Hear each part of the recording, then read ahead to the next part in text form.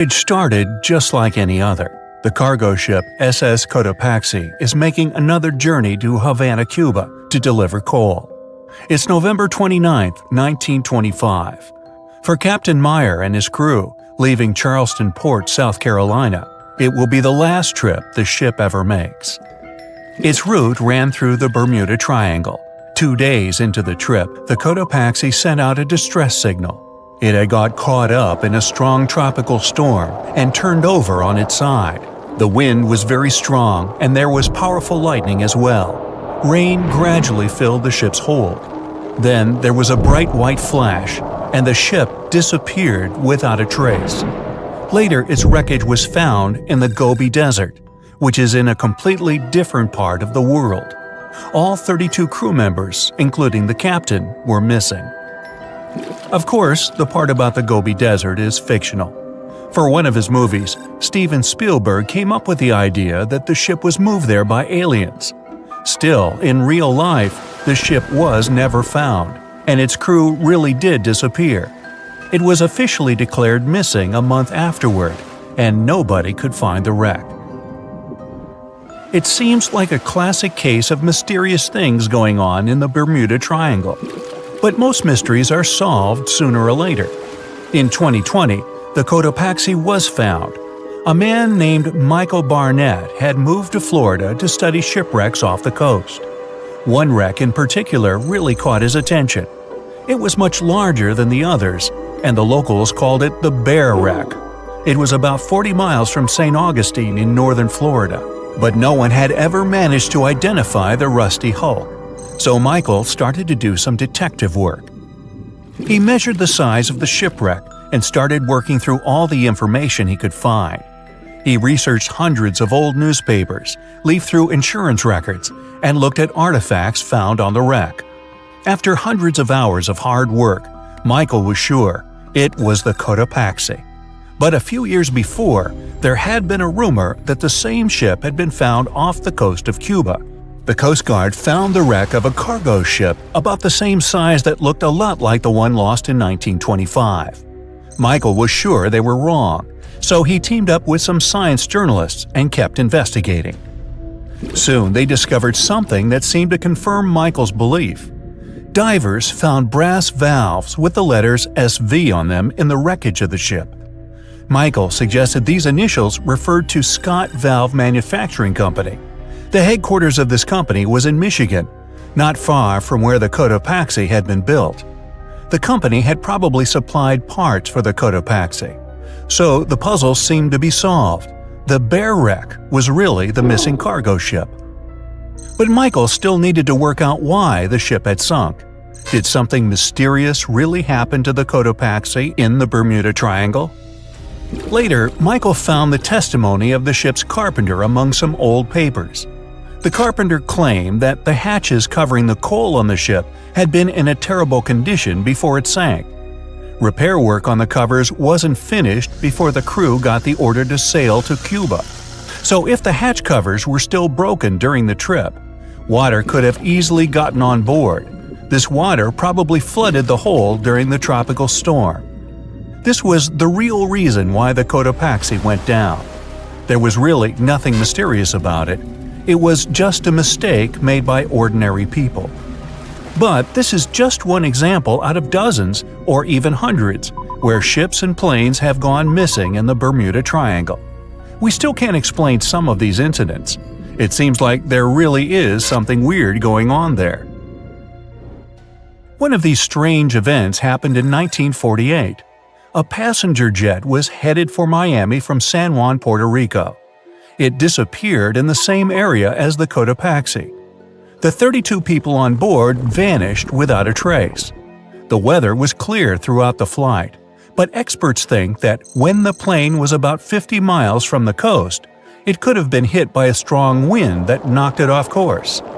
Years later, a similar plane was found in the area of the Bermuda Triangle, but because no one could work out the registration, it was impossible to say for sure if it was the same one. Something even stranger occurred not long before, in 1945. 5 planes went missing all at the same time. Some trainee pilots were practicing their navigation skills. But when they'd finished, it seems they couldn't find their way back home and disappeared. Many people assume they just ran out of fuel. This seems likely, but still, the circumstances were really strange. The trainees were being supervised by an experienced pilot who had 2,500 hours of flight time. He would never have let a group of newbie pilots get that far away from their base. Even now, people still debate what could have happened. Some insist the pilots ran into something supernatural out there in the Bermuda Triangle. But who knows? And here's another freaky thing that happened there which no expert has been able to explain: time travel. In 1970, Bruce Gernon was flying a plane from Andros Island to the Florida coast. When he was at 11,500 feet, a giant cloud appeared in front of him. It kept getting bigger and bigger, and he had no choice but to fly through it. As soon as he did, the plane was surrounded by darkness. It was as if the day had turned to night in a split second. Suddenly, Bruce began to see white flashes of light around him. They were so bright that they lit up the entire sky. But they weren't lightning bolts, although he couldn't really explain what they were. The plane continued through the strange cloud for almost a half an hour. Bruce noticed that the cloud changed shape during this time. The space around the plane turned into a tunnel. Then the tunnel started narrowing. Bruce became really tense as he tried to cope with the plane's controls. All his instruments and navigation equipment were going crazy, and the electronics stopped working. Then, a white light appeared at the end of the tunnel. Just like in the movies, the plane escaped the closing cloud tunnel at the very last second. Everything was fine, but now Bruce found himself in some white fog. He had no idea where he was. Then he managed to contact ground control. He was shocked when he learned that his plane was already in the airspace above Miami. It seemed that something impossible had happened. Bruce was meant to cover a distance of about 250 miles during the flight. This usually took 1.5 hours, but he had managed it in just 47 minutes. Almost 2 times faster than normal. When Bruce landed, he went to check the amount of fuel left in the tank. It turned out he'd used up a lot less than the normal amount of fuel as well. Could there be a logical explanation for the time-traveling plane? Well, records show that a large number of sunspots were detected on the surface of the sun that day, and there was a strong solar wind. This could easily have made the electronics and devices on the plane go crazy. But what about the mysterious cloud? The Florida coast is a place where 2 large air currents meet. One has a high pressure and the other is a low pressure one. This causes a lot of storm clouds in the area. But people still debate how Bruce was able to cover the distance so quickly. Some people say that some kind of mysterious dark energy was involved. Others say it was a gravitational anomaly that curves space and time.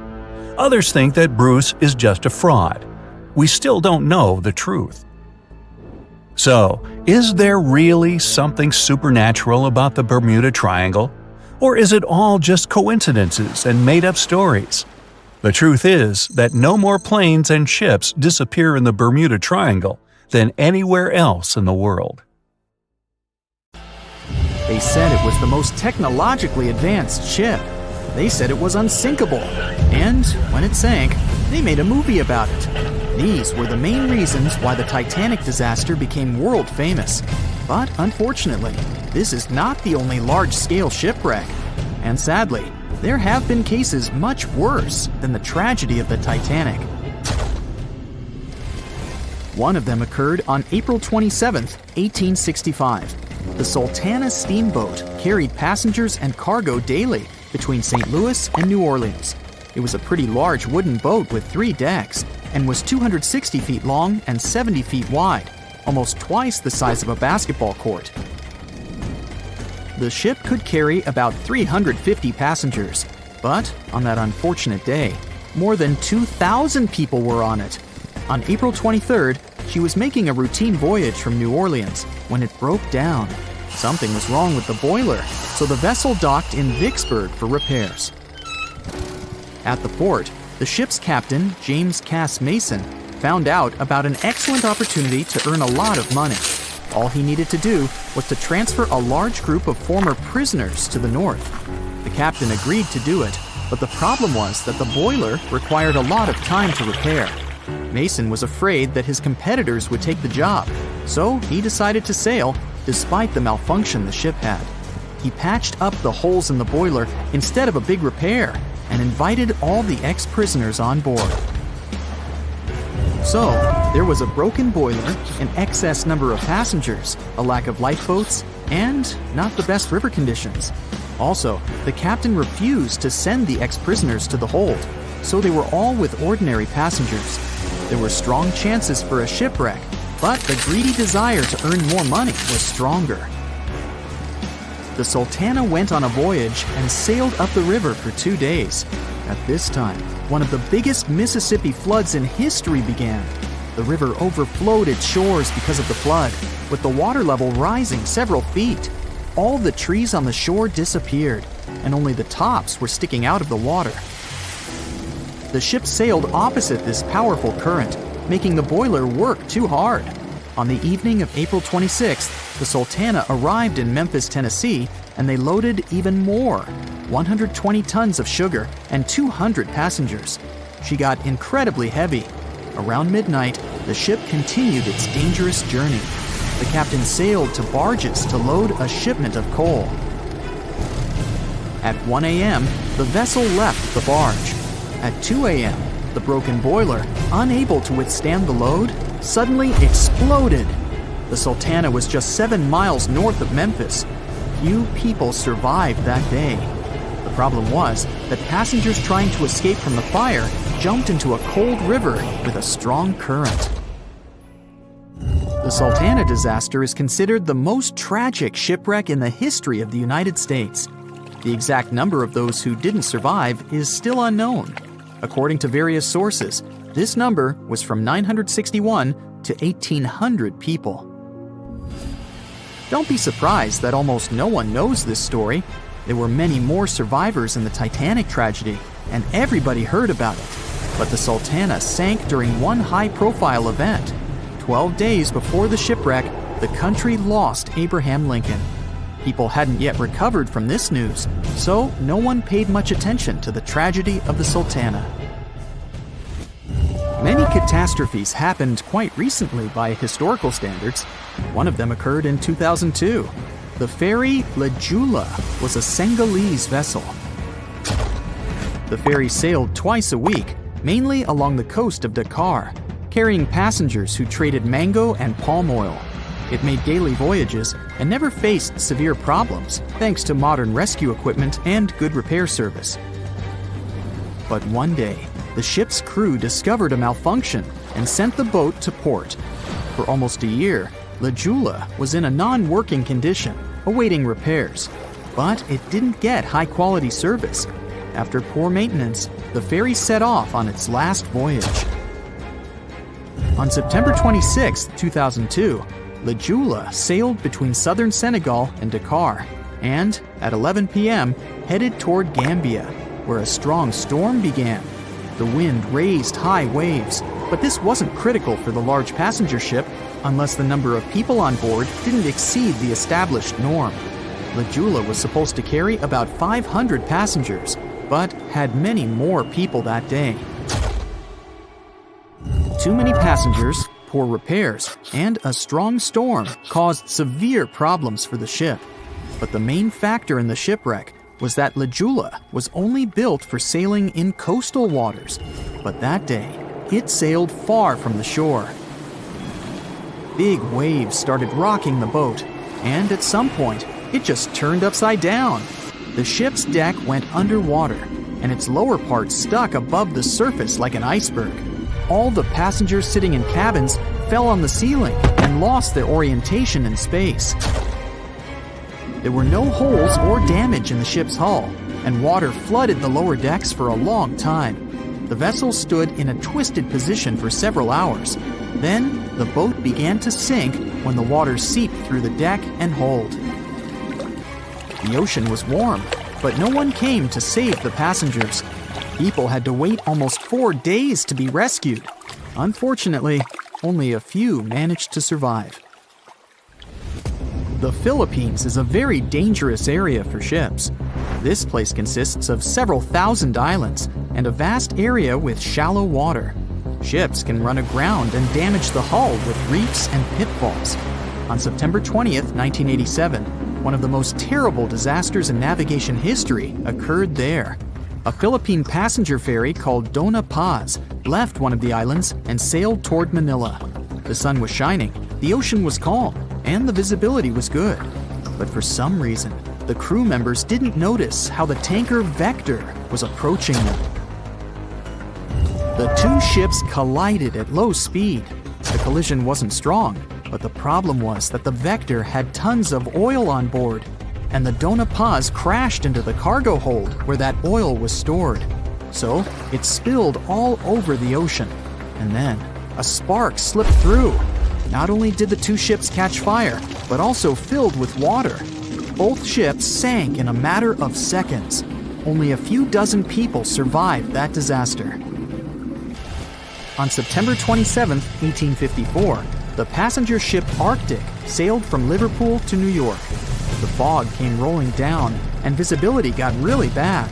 Another boat appeared out of the thick white haze, the French steamer Vesta. The ships were close enough to each other that a collision was inevitable. The French vessel was smaller, so it seemed to the Arctic's captain that Vesta had received a lot of damage. And while he was staring at the other ship, his boat got quickly filled with water. The captain gave the order to sail to the shore as fast as possible, but the ship's engines stopped working because of the flood. Then the ship's crew started to lower lifeboats with women and kids. Still, when rescuers found lifeboats with people, it turned out that only 87 out of 400 people survived, 65 crew members and 22 passengers. Surprisingly, there were only grown men among them. The ship's captain survived by clinging to the wreckage. All newspapers wrote about this story as one of the most terrible and shameful tragedies in navigation history. The survivors were criticized because they didn't save women and kids, and the crew members were accused of violating the law, since the safety of passengers should be higher than the safety of sailors. But despite this, none of them were brought to responsibility. Unfortunately, shipwrecks still occur to this day, but fortunately, there are fewer of them than before, thanks to modern navigation systems and radar.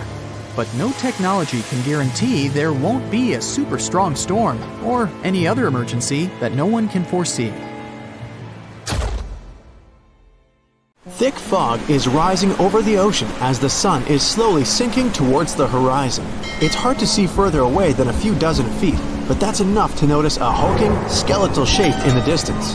As your ship approaches the figure, your heart beats faster, and then you make out the details of another vessel, abandoned by the looks of it. Ghost ships do exist, and their mysteries aren't always solved. Take MV Joyita, for example. It was a wooden vessel built in 1931 as a luxury yacht. It had served well to various people over 20 years before it was bought by a Samoan sailor and became a merchant ship. In 1955, though, Joyita's service came to an abrupt and mysterious end. On October 3rd, it set sail for another trading voyage that should have taken no more than 48 hours. Delays happen in the sea, so when Joyita didn't arrive on October 5th as scheduled, there was little worry yet. But then it failed to come on the following day too. There was no distress signal or any other sign of Joyita's presence anywhere between its departure and arrival points. A search and rescue party was dispatched to find the ship, and for 6 days, they were scouting the area of nearly 100,000 square miles. On October 12th, the mission returned to the base empty-handed. Joyita vanished without a trace. It was only a month later that another merchant ship, Tuvalu, noticed the missing vessel far away from its route, drifting in the open sea and listing heavily. The sailors boarded the ship and found that all of its crew and passengers, 25 people total, were missing, along with all the cargo the vessel had been carrying. The radio was tuned to the International Distress Channel, meaning that the crew had been trying to ask for help, but they couldn't reach anyone because the radio cable had been damaged, limiting the range to 2 miles. The lifeboats were missing as well, indicating that people on board must have left the ship. Unfortunately, they seem to have taken the logbook with them, leaving the rescue team clueless as to what had happened. Even today, the mystery of MV Joyita hasn't been solved yet. No one knows where the crew and passengers had gone and what had caused them to leave. SV Carroll A Deering wasn't a ghost ship in the usual sense of the word. There are no sightings of it in the open sea.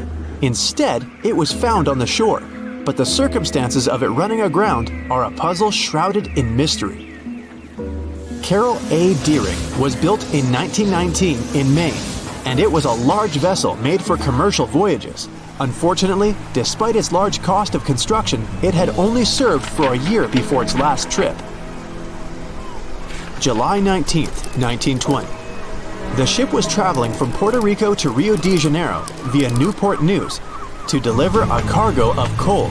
It was almost halfway to the final destination when the captain fell seriously ill, and the crew turned back to drop him and his son off and replace the captain. The voyage went without incident, but when it came to Barbados in December to resupply, there were strange moods among the crew. The first mate didn't seem to be happy with the new captain. No one paid much attention to it back then, when they probably should have. The last sighting of Carroll A. Deering at sea was on January 28, 1921, when a lightship noticed it off the coast of North Carolina. There was some commotion on the quarterdeck of the ship, where the crew were normally not allowed. Then, another vessel sighted it, but there was already no one on the decks. On January 31st, the merchant ship was found hard aground in the Diamond Shoals, a site notorious for numerous shipwrecks that had been occupying there for centuries. When the search and rescue party boarded the ship, they found it abandoned, the log and personal belongings of the crew gone, along with the 2 lifeboats. There is still no answer to what happened on board of Carroll A. Deering that January, although the most popular version was mutiny. Maybe we'll never find out the truth though.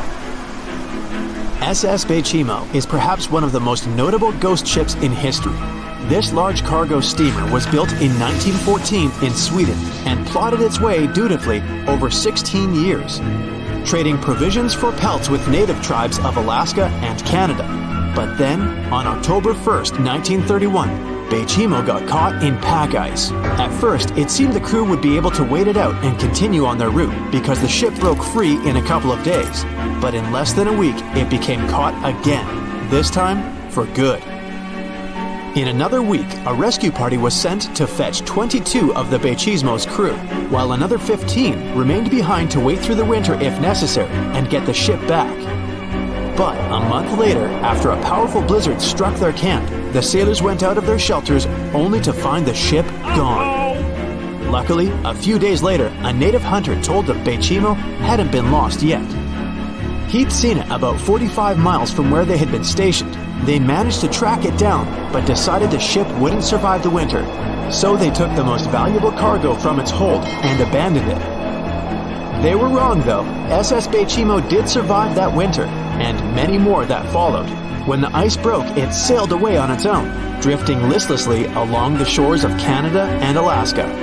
There were numerous sightings of the ghost ship, sometimes adrift in the open sea, and at other times stuck in the pack ice again. People attempted to board and salvage it, but weather conditions or lack of equipment always prevented them. SS Baychimo was last sighted by native Alaskans in 1969, 38 years after its abandonment. What became of it later remains unknown. The story of SS Ourang Medan is one of the most puzzling and harrowing ghost ship stories of the 20th century. No one even knows for sure if the ship even existed in the first place. It wasn't recorded in Lloyd's Shipping, the International Register of Ships, which makes it either a tall tale or a vessel that avoided being officially recognized for some shady reasons. In any case, the accounts as to what happened to the Medan vary. According to most reports, it was carrying some unknown cargo in the Indonesian waters when a distress call was received by another ship in the vicinity. The officer on duty heard an SOS message, but its contents are different depending on the accounts. The message did not repeat, and the crew of Medan didn't answer to any attempts to contact it back. The ship that received the distress call hurried to the rescue, but they only reached the vessel the following day, when it was already drifting and slightly listing. When the rescuers boarded the ship, they found that none of the crew had survived. However, one lifeboat was missing, which implied that there was at least one crew member who managed to escape. What happened to the rest of the people on board remains a mystery to this day. Still, there are no hard facts about this story, so we might never find out whether SS Ourang Medan was actually a ship and not a thing of fiction. SV Zebrina was a 3-mast sailing barge built in 1873 for river trade ships in South America. She served for well over 4 decades, proving to be a sturdy and reliable ship. It was later transferred to Europe, where it continued serving its purpose well. But then, in October 1917, Zebrina set sail on a regular voyage only to be found ashore several days later. Mysteriously, although the ship was perfectly intact, the entire crew of 5 and the captain were gone. There is no direct evidence or hard facts as to what really happened that day. The most convincing theory is that the crew were washed away from the deck because of an underwater explosion. And then the ship sailed ahead without them, but the truth, as always, remains unknown. Can we estimate how many ships and airplanes were lost in the Bermuda Triangle? Have their disappearances resulted from human error or weather phenomena? Let's try to find out. We have a curious story of the SS Cotopaxi. This ship vanished in 1925, traveling from Charleston, South Carolina to Havana, Cuba. It never reached its destination. Years later, in the 1980s, a wreck was found 40 miles off St. Augustine, Florida. Since specialists could not precisely determine what and where it came from, they nicknamed it Bear Wreck. It took many additional years of work, done mainly by marine biologists, to identify that this ship was indeed the missing SS Cotopaxi. This was confirmed in January 2020. How did the ship just reappear? And how did it get there, since this mysterious shipwreck isn't even in the Bermuda Triangle? Now, let's see who came up with this term, Bermuda Triangle. Can you actually pinpoint the triangle on a map? No, it's not an officially recognized location either. The Bermuda Triangle does not appear on any world map. Nobody has agreed on its exact boundaries. There are only assumptions with approximations of the entire area, ranging between 500,000 and 1.5 million square miles. By all approximations, the region has a vaguely triangular shape. In 1964, an American author named Vincent Hayes Gaddis first came up with the idea when writing an article for Argosy magazine. He used the Bermuda Triangle to describe a triangular region that has destroyed hundreds of ships and planes without a trace. It is pretty hard to get the number of lost ships and planes because some ships and aircraft have gone missing without leaving a trace. Their wreckage in the region has not been recovered, but the recorded stories should help us. Legends about the Bermuda Triangle date back to the 15th century, like that of the Italian explorer Christopher Columbus. When sailing through the Atlantic waters, he passed by this location in the late 1400s. In what we now know as the Bermuda Triangle, he saw a huge flame that seemed to just crash into the ocean. Later, he saw an unusual light flashing in the distance at the exact location. Like many other sailors since then, his compass had severe malfunctions. Flight 19, a Navy plane on a routine schedule back in 1945, also started the Bermuda Triangle legend. It was commanded by Lieutenant Charles Taylor, and it's recorded that he just got lost in the triangle for no reason. Since pilots had no GPS back then, they had to trust their compasses and keep track of how long they'd been flying in a specific direction and their speed. Shortly after completing the task, both of the compasses on board stopped working correctly. Records found after the plane's disappearance also indicate that Taylor didn't have a watch on that particular day. The initial report stated that pilot error was to blame for this unfortunate event.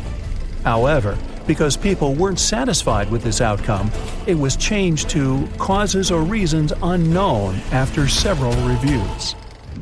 One surviving pilot named Bruce Guerin suggested he went through an electronic fog while passing above the triangle, making him travel through time. In 1970, when this incident happened, he was flying his aircraft when it was surrounded by two huge clouds that formed a whirlpool and spiraled. Like many others before him, he noticed that his navigation devices were malfunctioning.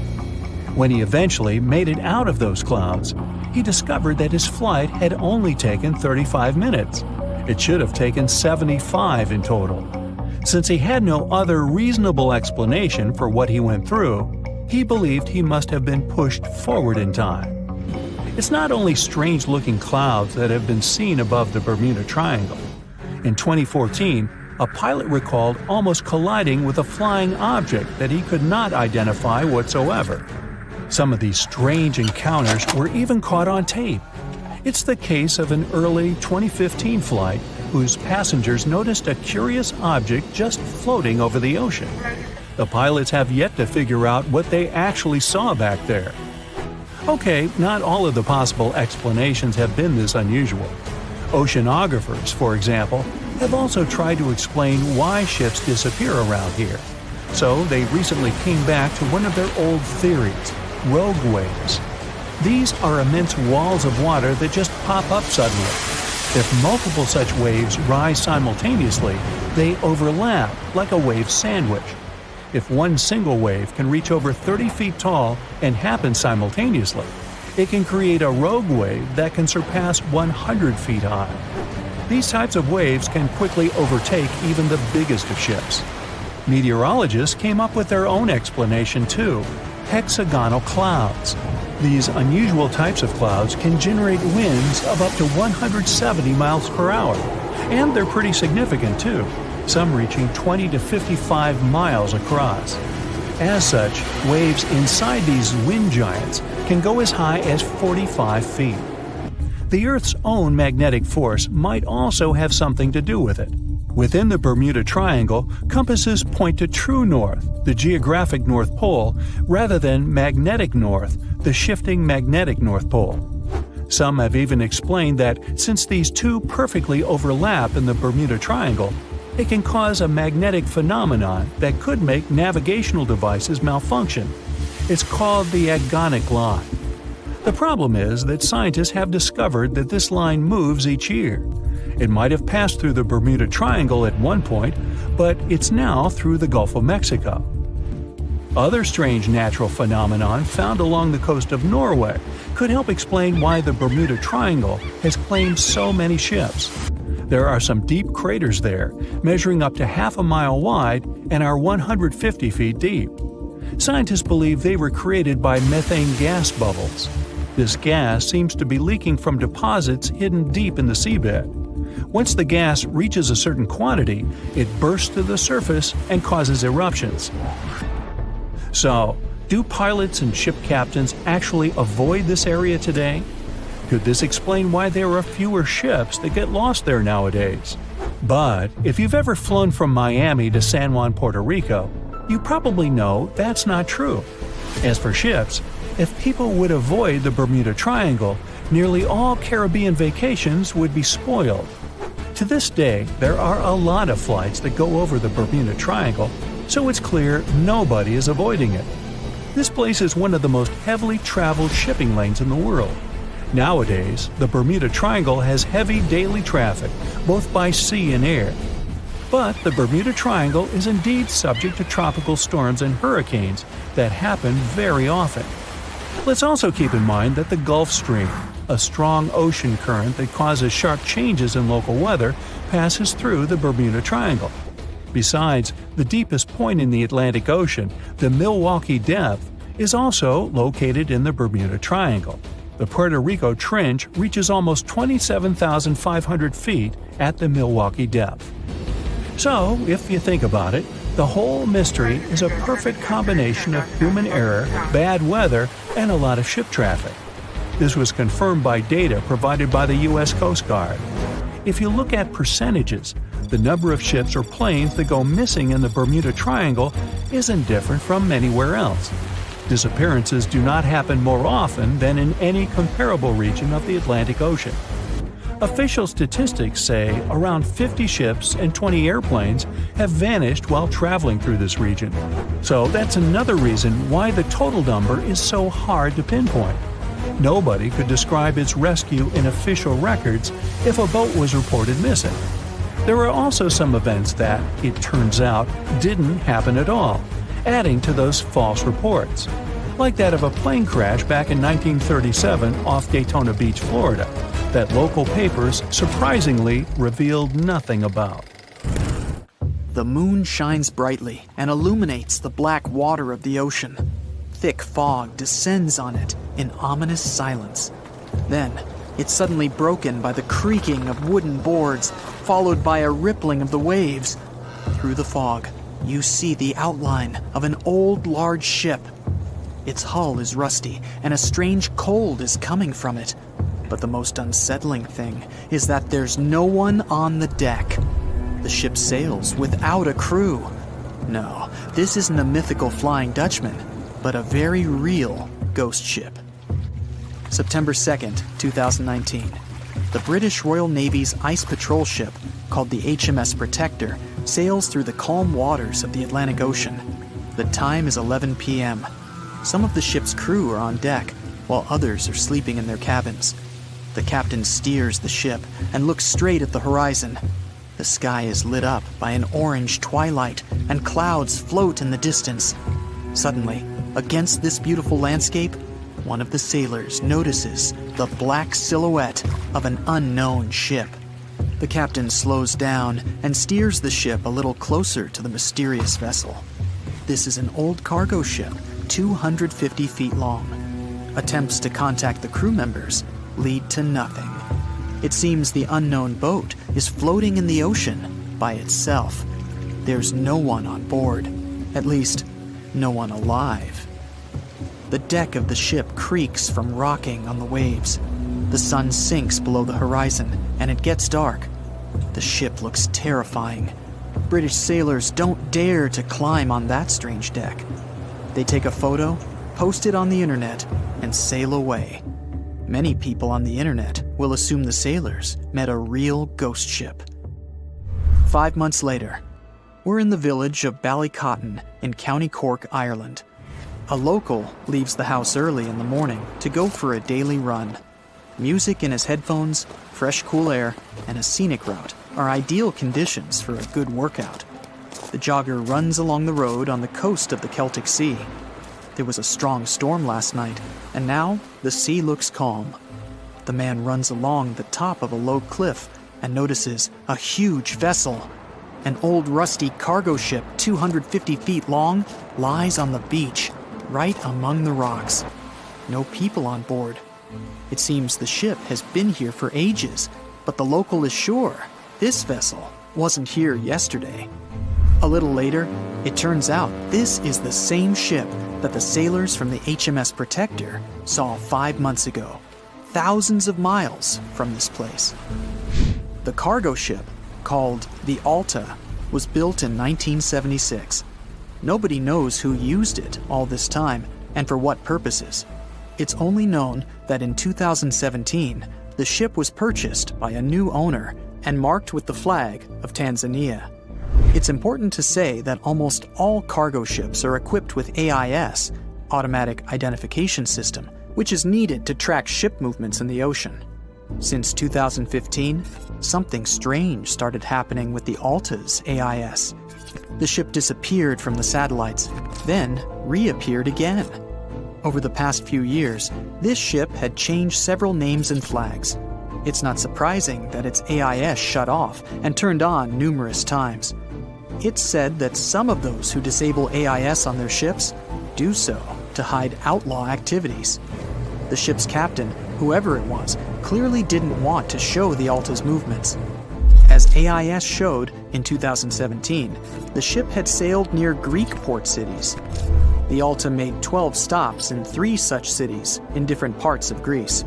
Then, the AIS signal disappeared, and 10 months later, the Alta reappeared near the northern coast of Africa, 1,200 miles from Greece.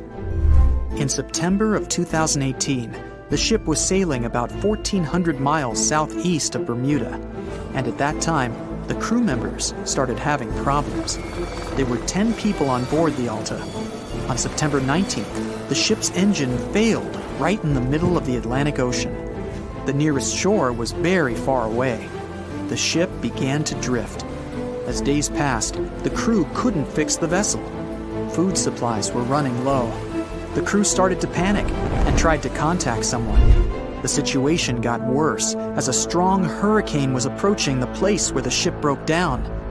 Crew members contacted the U.S. Coast Guard. On October 2nd, a helicopter headed towards the ship. Food and water were unloaded on the Alta. This was enough for the crew to bide their time for several days. About a week later, a rescue boat sailed about 1,500 miles to reach the Alta and help the stranded sailors. Shortly before the start of the hurricane, American rescuers succeeded. The entire crew of the wrecked ship was taken to Puerto Rico. The Alta remained drifting in the ocean. After a while, another ship arrived to tow it to the coast of Guyana. Then, something went wrong again. The ship was hijacked. Who did it and why remains a mystery to this day. But then, for some unknown reason, the thieves decided to abandon the ship and left it to drift in the ocean. For almost a year, the ship's location couldn't be tracked. Then, in September 2019, the vessel was found by the British Royal Navy. How the Alta was able to cover the distance across the Atlantic and wash up on the coast of Ireland is unknown.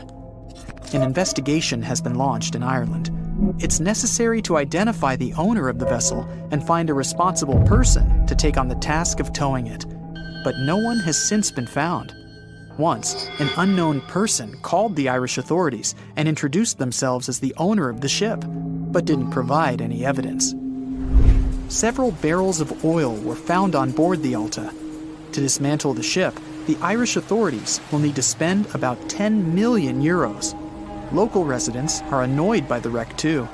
Corroding metal is bad for the environment, and kids have already snuck on board and posted a video on the internet from inside the abandoned ship. The further fate of the Alta remains unresolved. It's still lying there. That ship sailed in the ocean for just 2 years.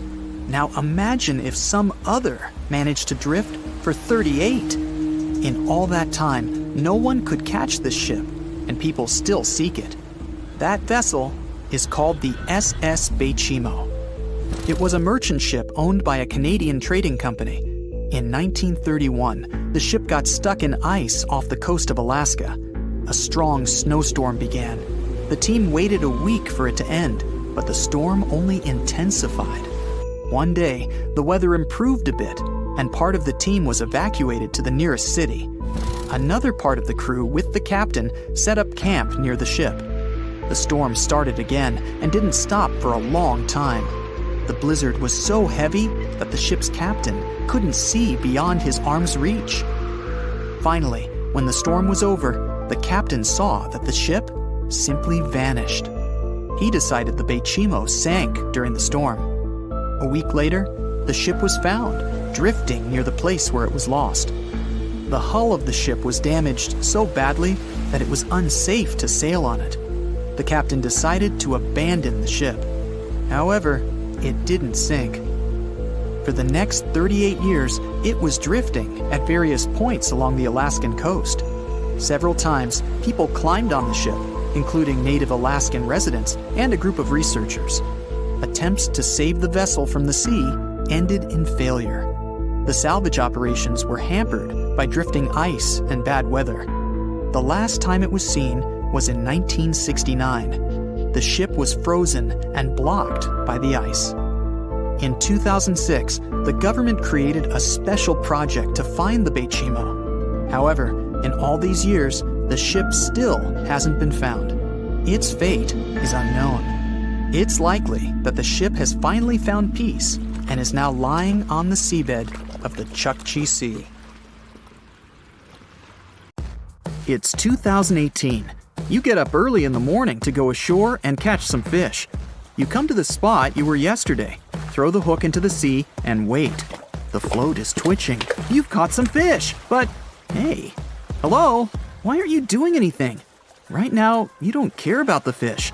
You're looking at something in the distance. You open your mouth in surprise since you see a huge ship stuck on a shoal. It wasn't here yesterday, so it got here at night. Okay, it'll probably sail away sooner or later. You fish for a few more hours. During this time, you observe the ship and notice no movement there. Is it empty?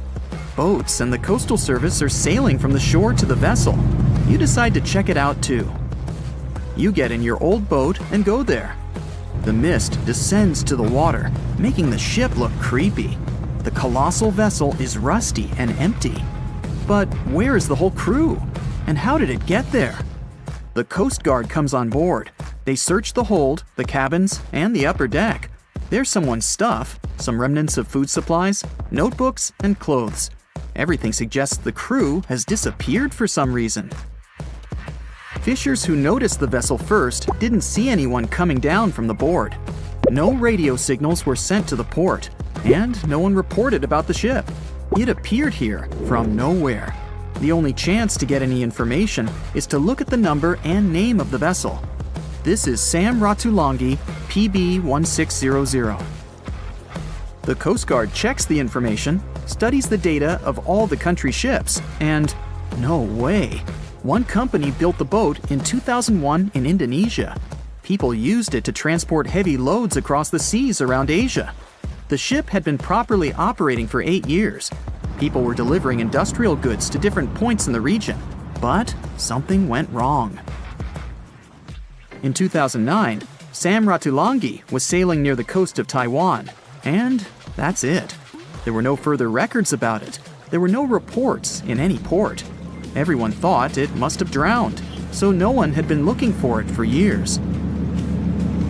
And then, 9 years later, it appears here, big and rusty, off the coast of Myanmar, without sailors, without fuel. An investigation starts. City services are trying to find out the names of all the sailors working on the ship and find clues that would lead to solving this mystery. They also hope the ship owner will appear soon. They find 2 tow ropes on board. This means that some other ship towed Sam Ratulangi to this place. Then they identify and find 13 crew members. These people say they wanted to reach the factory in Bangladesh to repair Sam Ratulangi. Another vessel helped tow the ship, but then 2 cables tore off, and a storm began. No one wanted to stay on board during such weather, so the crew members left it. No one knows what the ship has been doing for the last 9 years, and how it was possible without people on board. And here's another, much more mysterious ship story. On February 16, 2020, locals found a large cargo ship stuck on a rocky shore off the coast of an Irish village. The boat looked rusty, with holes in the hull and rotten parts. People hadn't seen this vessel the day before, so it appeared there at night. The last time people saw the Alta cargo ship was a few months earlier, thousands of miles off the coast of Ireland. That day, the Alta was sailing in the waters of the Atlantic Ocean. Another ship, the MS Protector, noticed it. MS Protector crew members tried to contact the ship, but received no response. The people on board realized that they were facing an empty vessel. And then, 5 months later, it appeared near the coast of Ireland. There are more questions than answers in this story, but we managed to find something out. In 2015, the Alta appeared and disappeared from the radar several times. Any ship has an internal tracking system, so people can track its route using satellites. But Alta crew members often disabled this system. Perhaps they were engaged in some illegal activity. Anyway, in 2017, the ship often sailed between the ports of Greek islands. Then, the tracking signal disappeared and appeared only 10 months later, off the coast of North Africa. During this time, the ship changed several flags. In September 2018, the Alta was southeast of Bermuda and headed for Haiti. Then, the crew started facing problems. First, the main engine failed right in the middle of the Atlantic Ocean. The ship began to drift. Several days passed, but the crew members weren't able to repair it. They began to run out of food and water supplies. The situation got even worse when they found out that a hurricane was approaching the place. Fortunately, they managed to contact the U.S. Coast Guard. A helicopter flew to the Alta on October 2nd to bring them some supplies. There was enough food for several days. Then, a rescue boat sailed to the ship. It evacuated all the sailors and delivered them to Puerto Rico before the hurricane. The Alta had to drift alone in the ocean. After a while, another ship approached the Alta to tow it to the shores of Guyana. But at this moment, everything went wrong. Someone stole the boat, disabled the tracking system, and sailed away in an unknown direction. After almost a year, the MS Protector found the empty Alta in the waters of the Atlantic Ocean. And then, 9 months later, the ship without a crew sailed to the shores of Ireland. How did it manage to travel across the Atlantic and get to the coast of Ireland? It's still a mystery. Maybe it was just luck. No one else saw the ship all this time. It was just covering huge distances, surviving storms. Who's the captain? What happened to the thieves? Who owns the ship now? One day, someone called the village administration and introduced themselves as the vessel owner. But that unknown person didn't provide any evidence. They found several barrels of oil on the ship, which they took away by helicopter. The Alta was rusting. Corrosion of metal could damage the environment. The vessel had no commercial value, yet it would have taken millions to get rid of it. There were 3 options for what to do: leave the ship where it was, tow it into the sea and let it sink, or disassemble it for scrap. But nature had its own plans. Storms and strong waves split the hull into 2 parts. The Alta was drifting without a crew in the waters of the Atlantic Ocean for about 2 years. But this is nothing compared to a ship that was traveling for 38 years. The record belongs to the SS Baychimo. It was a merchant vessel owned by some trading company. In 1931, the ship found itself on the ice off the coast of Alaska. Its movement slowed down. A thick layer of ice blocked the ship, and a strong storm only made the situation worse. The blizzard was so intense that the crew members couldn't see anything but a white veil in front of their eyes. Sailing any further was impossible. The team had to wait for the storm to end. They waited for a day, 2, 3 days. A week had passed, but the snowstorm was only getting stronger. Then, one day, it grew weaker. The crew members split into 2 teams. The first team went to the nearest city. The second group, along with the captain, stayed on board. They set up camp next to the ship and waited for the blizzard, which had started again, to end. There was 0 visibility. And finally, one day, the storm was over. Great! And now, wait a minute. But where is the ship? The SS Baychimo just disappeared during the blizzard. The captain was sure that the ship had sunk, so he left along with the crew. Then, a week later, they saw the vessel drifting near the area where they had lost it. The hull was damaged so severely that it was unsafe to sail on it. Repairing the ship would be pointless and expensive, so the captain decided to abandon it. He was sure that it would go underwater sooner or later, but it stayed afloat for the next few days, the next few months, and a few years. People had reported seeing it at various points along the coast of Alaska for 38 years. The last record of the SS Baychimo is dated 1969. Those who saw it claimed the ship was completely frozen, almost merged with the ice. Some people planned to start an expedition to find the ship, but all attempts were unsuccessful. The vessel is probably lying somewhere on the deep sea floor.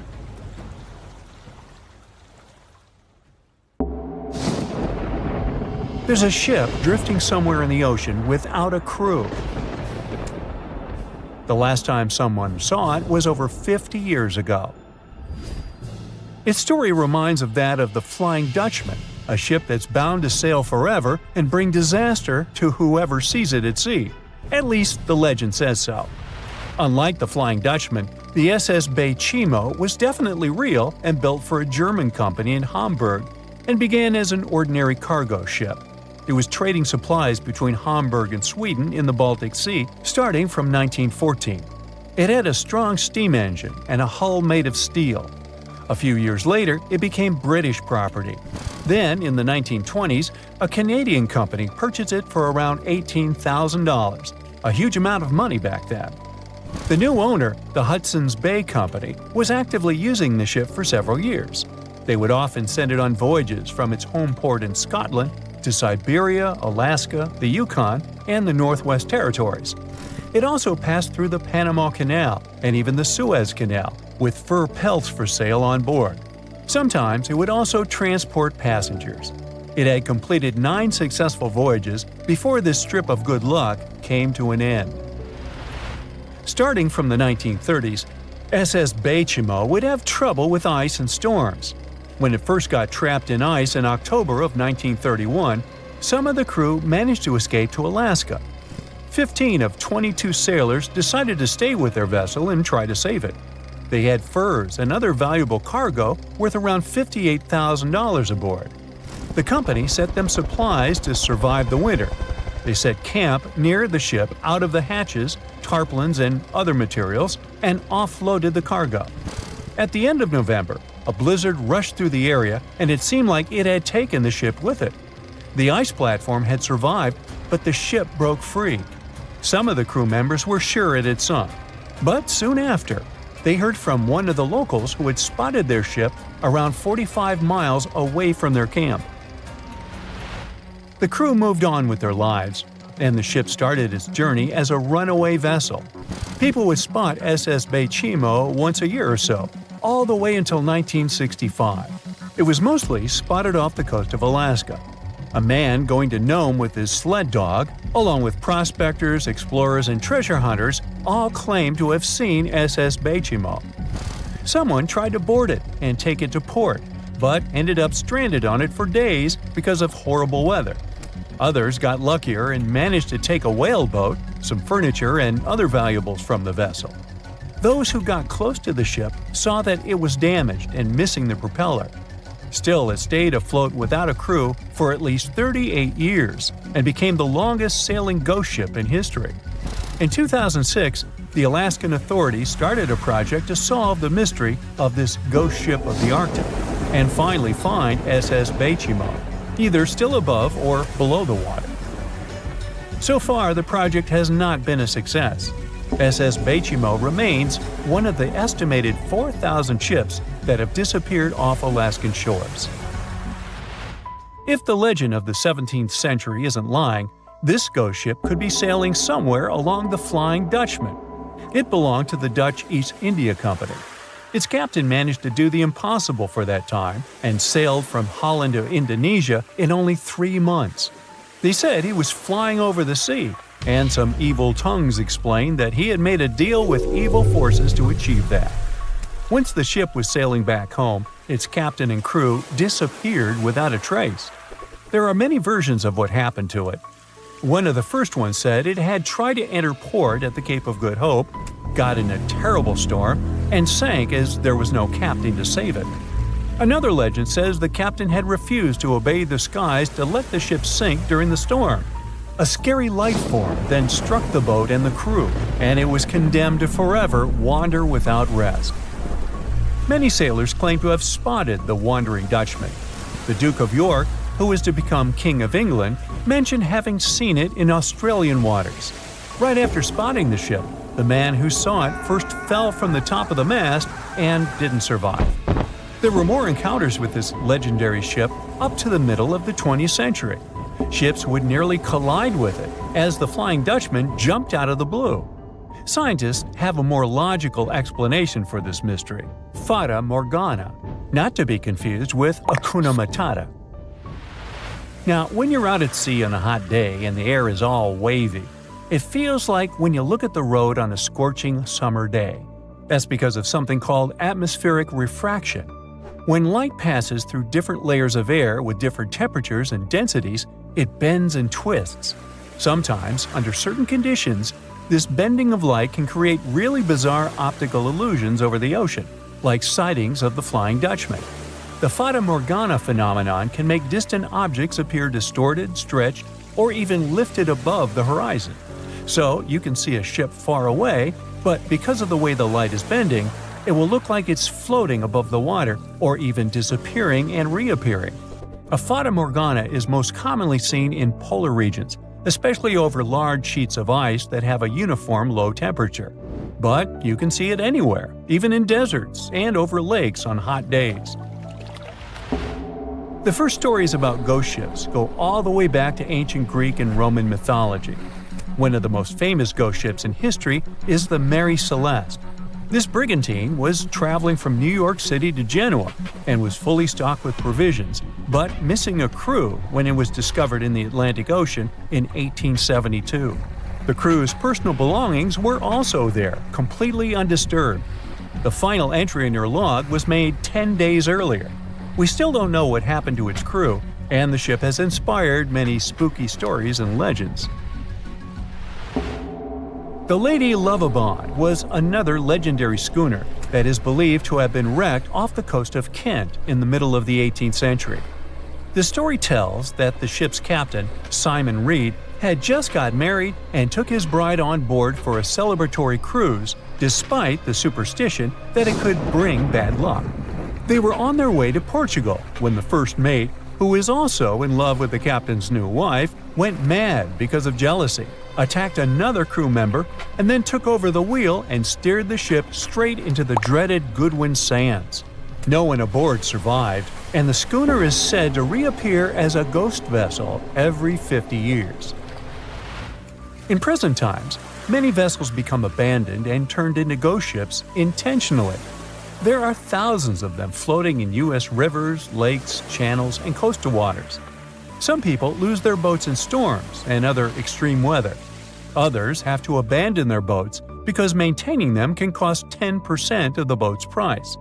Plus, docking a vessel can add up to several $1,000s every year. Most boats have been made of fiberglass, so an owner can't just recycle them as scrap metal.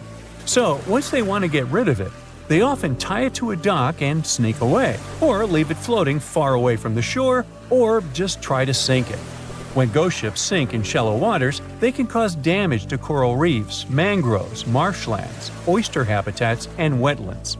Plus, they can collide with unsuspecting regular ships and cause real trouble. So, don't do that. Enough said. No matter what happens, don't stop! We almost got it! Two treasure seekers are digging frozen ground in a cornfield at night. It's raining hard, lightning is flashing, but these two guys keep working. And now the shovel hits something solid. No way! A treasure chest! They start digging faster and find a piece of a ship's engine. What the? Far from the seas and lakes, somewhere under the fields of Kansas City, they found a giant sunken ship. How is this possible? Now you'll see. Some people spend their lives searching for shipwrecks with treasures underground. One of them is explorer David Hawley. He's been looking for such ships far from the seas, rivers, and oceans for many years. He does this because he likes the feeling of adventure. The holds of these ships may contain chests of gold, antiques, and artifacts. And you can get a lot of money for them. David says you don't have to go into the ocean to find a sunken ship. They may be lying in your backyard. But why do ships end up buried underground among fields, farms, and plains? Let's find out using the example of steamboat Great White Arabia. According to old records, the newspaper clippings, this ship had been carrying about 200 tons of treasure before it sank in 1856. Many rumors and local legends said the ship was lying underground, a few miles northeast of Kansas City. It was there because people deliberately altered the riverbed and channels of the Missouri River in the second half of the 19th century. They artificially brought the shores closer to each other. They narrowed the river to increase the flow's speed, so boats could sail much faster. In the 19th century, steamboats were the most popular means of transporting passengers and goods. Before railroads, they extended the western border across the Mississippi and Missouri rivers and brought supplies to people. That's why it was so important to increase the speed of their movement. So, on September 5, 1856, Arabia was sailing along such an estuary. It came across a snag sticking out of the water. A piece of log quickly flooded the ship. Fortunately, all passengers were evacuated. But the steamer and its precious cargo reached the silt bottom of the Missouri River in a few minutes. Several years had passed. Everyone forgot about the vessel. During this time, the course of the Missouri River had changed. But Arabia remained under the wet, muddy bottom. The soil level above it was getting higher, and the ground was losing moisture. Eventually, many decades later, a cornfield formed above the sunken ship. In the 1980s, one farmer owned this area, and he had no idea what was hidden in his territory. David Hawley carefully studied the history of the sunken ships of the USA. He knew that hundreds of steamers had gone underwater all over Missouri, but most of all, he was interested in Arabia, as there were rumors that it was filled with gold and other valuable things. The territory of cornfields in Kansas was vast, but David Hawley knew how to search properly. In 1987, he started working, first together with his brother and father. They collected all the clippings from old newspapers they could find. They were looking not only for information about the steamer, but also for maps of the Missouri River. They tracked its historical changes, checked the dates, and identified a large area where the steamer sank. Next, they used electromagnetic testing and other geological stuff to study the soil and find the right place. They searched for differences in ground moisture and density. Then, they went through the territory with powerful metal detectors. And so, by the fall of 1988, they had determined the location of the steamer. Arabia was the size of a football field. This gigantic vessel lay 45 feet underground, 4 stories down. But before they started excavating, they had to ask the owner of the cornfield for permission. For the farmer, this news was a big surprise. He agreed, on the condition that the excavations would be completed by spring so that he could sow a new crop. Digging a giant ship in winter is much more difficult and expensive than at other times. It includes additional equipment, electricity, and heating costs. The team worked day and night. They financed the excavations out of their own pocket. Each invested more than $10,000 and took out a bank loan. Finally, they noticed the first details of the ship. The shovels hit the huge engine boilers and the deck. The goal had been achieved. Most of the cargo lying inside the sunken ships is covered with rust, shells, mud, and is badly damaged. The contents of Arabia were in excellent condition, considering that the ship had sunk 130 years prior. Unfortunately, they didn't find the chests of gold. Still, they got several tons of other valuable cargo, household items of people who lived in the middle of the 19th century. It was a time capsule. The ship was carrying supplies for hundreds and thousands of people, and all these things were perfectly preserved. For example, they could clearly see the brand stamp Goodyear Rubber Company on one rubber shoe. The longer the excavations continued, the more things David and his team found. In the barrels, they found plates from the 19th century. They were intact and usable. Also, there were clean clothes, thousands of pairs of shoes, harpoons, frying pans, and umbrellas. The ship was carrying cargo to supply about 16 small towns. Yes, it's not gold, but such artifacts are also precious. The contents of the ship could be worth millions. However, the crew wasn't going to sell these things. They made a museum on the site of a former fruit market in Kansas City. If you go there, you will immediately feel like you're in a department store of the 19th century. There are thousands of items in good condition. Even the matches here are dry enough to light up. It took David many years to present the entire collection from the steamship. He values each of the items and doesn't want to sell them. Anyone can come here, pay for a ticket, and find themselves in the past. Who knows, maybe there's an old ship hidden in your backyard too. Geologists found an older vessel in the hot desert of Namibia in 2008. This ship sailed back in the days when pirates scared sailors on the seas, and now it's inside a dried-up lagoon. The ship sailed from Lisbon in 1533 and disappeared with the crew near a small diamond mining town. After almost 500 years, the hull had been badly damaged. Only the carcass of the ship remained, but the treasure hidden inside the vessel stayed intact. They carefully studied the boat for a long time, trying not to ruin anything. And then, 5 days later, they found a big old chest in the hold. Carefully opening it, they found gold coins there. Thus, the cost of the ship was estimated at about $10 million. The exact cause of the shipwreck is unknown, but experts believe the ship was destroyed by heavy cargo and bad weather. It went to the bottom of a lagoon that later became a desert. Some find an airplane in their backyard, others discover a ship, and one man found a passage to an ancient secret city in his house. This happened in Turkey in 1963. The owners of the building decided to make repairs. He went to his basement and knocked down the wall to turn this place into a living room. And so, behind one wall, he found a tunnel leading underground. The man thought it was some kind of a secret chamber. He went down there and realized it was something much more than that. It was an ancient city 18 floors deep. People built it in the years 780 to 1180 as a refuge from weather disasters and the invasion of enemies. This place also includes many underground tunnels that stretch for several miles in different directions.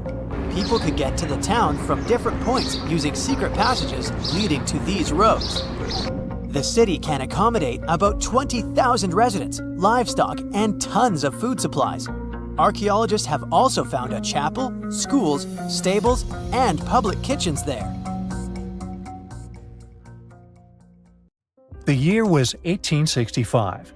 It was a boom of migration worldwide, with novel places discovered and new settlements created.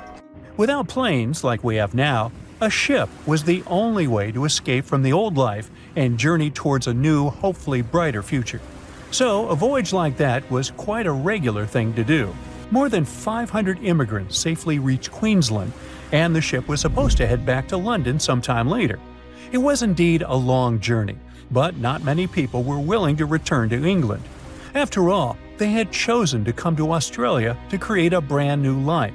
So, it was only natural that the ship would come back nearly empty. However, the return trip was still quite lucrative, thanks to the cargo the ship would carry. The amount of produce ready to be shipped was substantial, primarily consisting of wool soaked in arsenic, tallow, and hides. It was two birds with one stone. Not only could the crew wait out the winter, warm in Australia, while England endured bitter cold, but they also wouldn't waste their time. With the sheer volume of produce to be loaded, it would take them around 3 months to accomplish this task. Reports were circulating that the Fiery Star was almost done loading up, but it turned out that the assessment was a bit too optimistic. To pass the time, Captain Ewell thought it would be a good idea to reach out to the Acclimatization Society and offer to help transport any animals they wanted to send to England on the Fiery Star. He already had some emus and kangaroos on board, but there was still room. The society held a vote, and they were totally on board, pun intended, with Captain Ewell's idea. They figured sending some taligalas would be a great plan.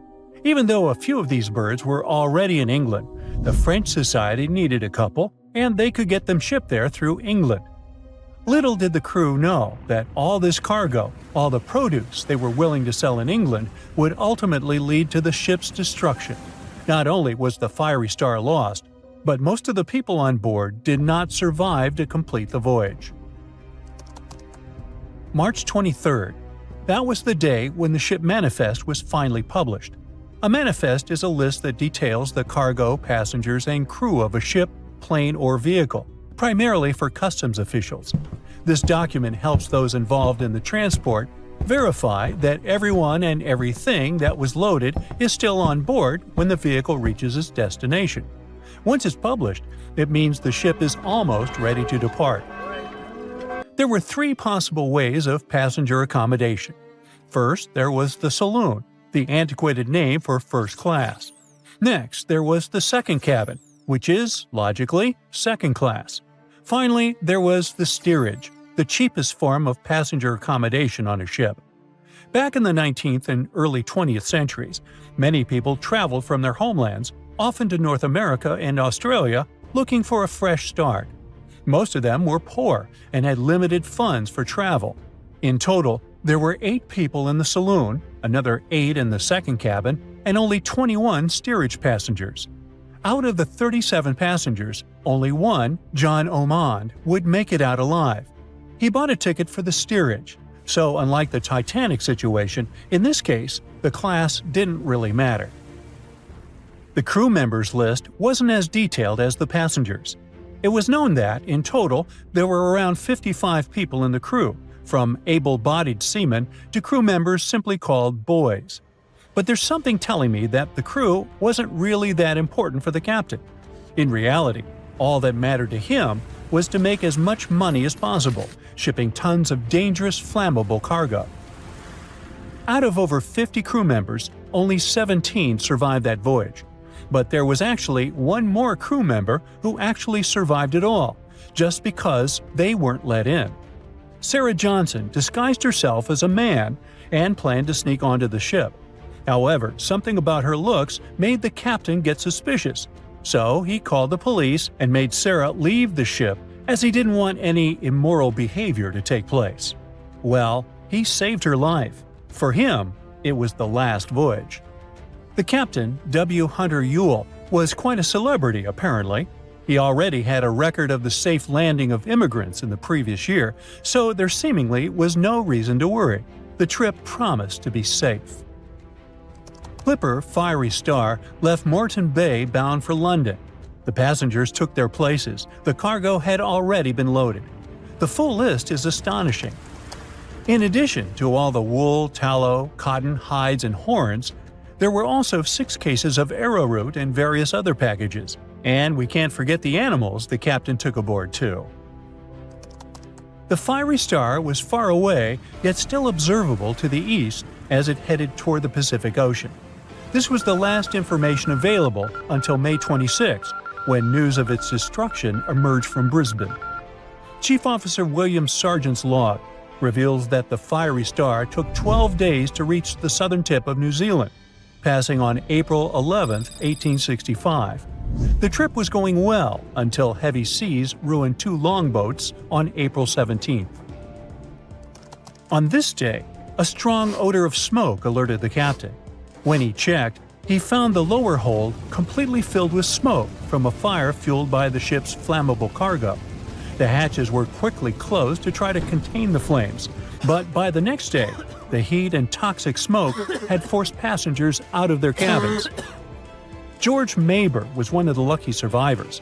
He was the ship's engineer, and he recalled the chaotic events on April 20th, as Captain Ewell and most of the crew and passengers tried to evacuate in rough weather.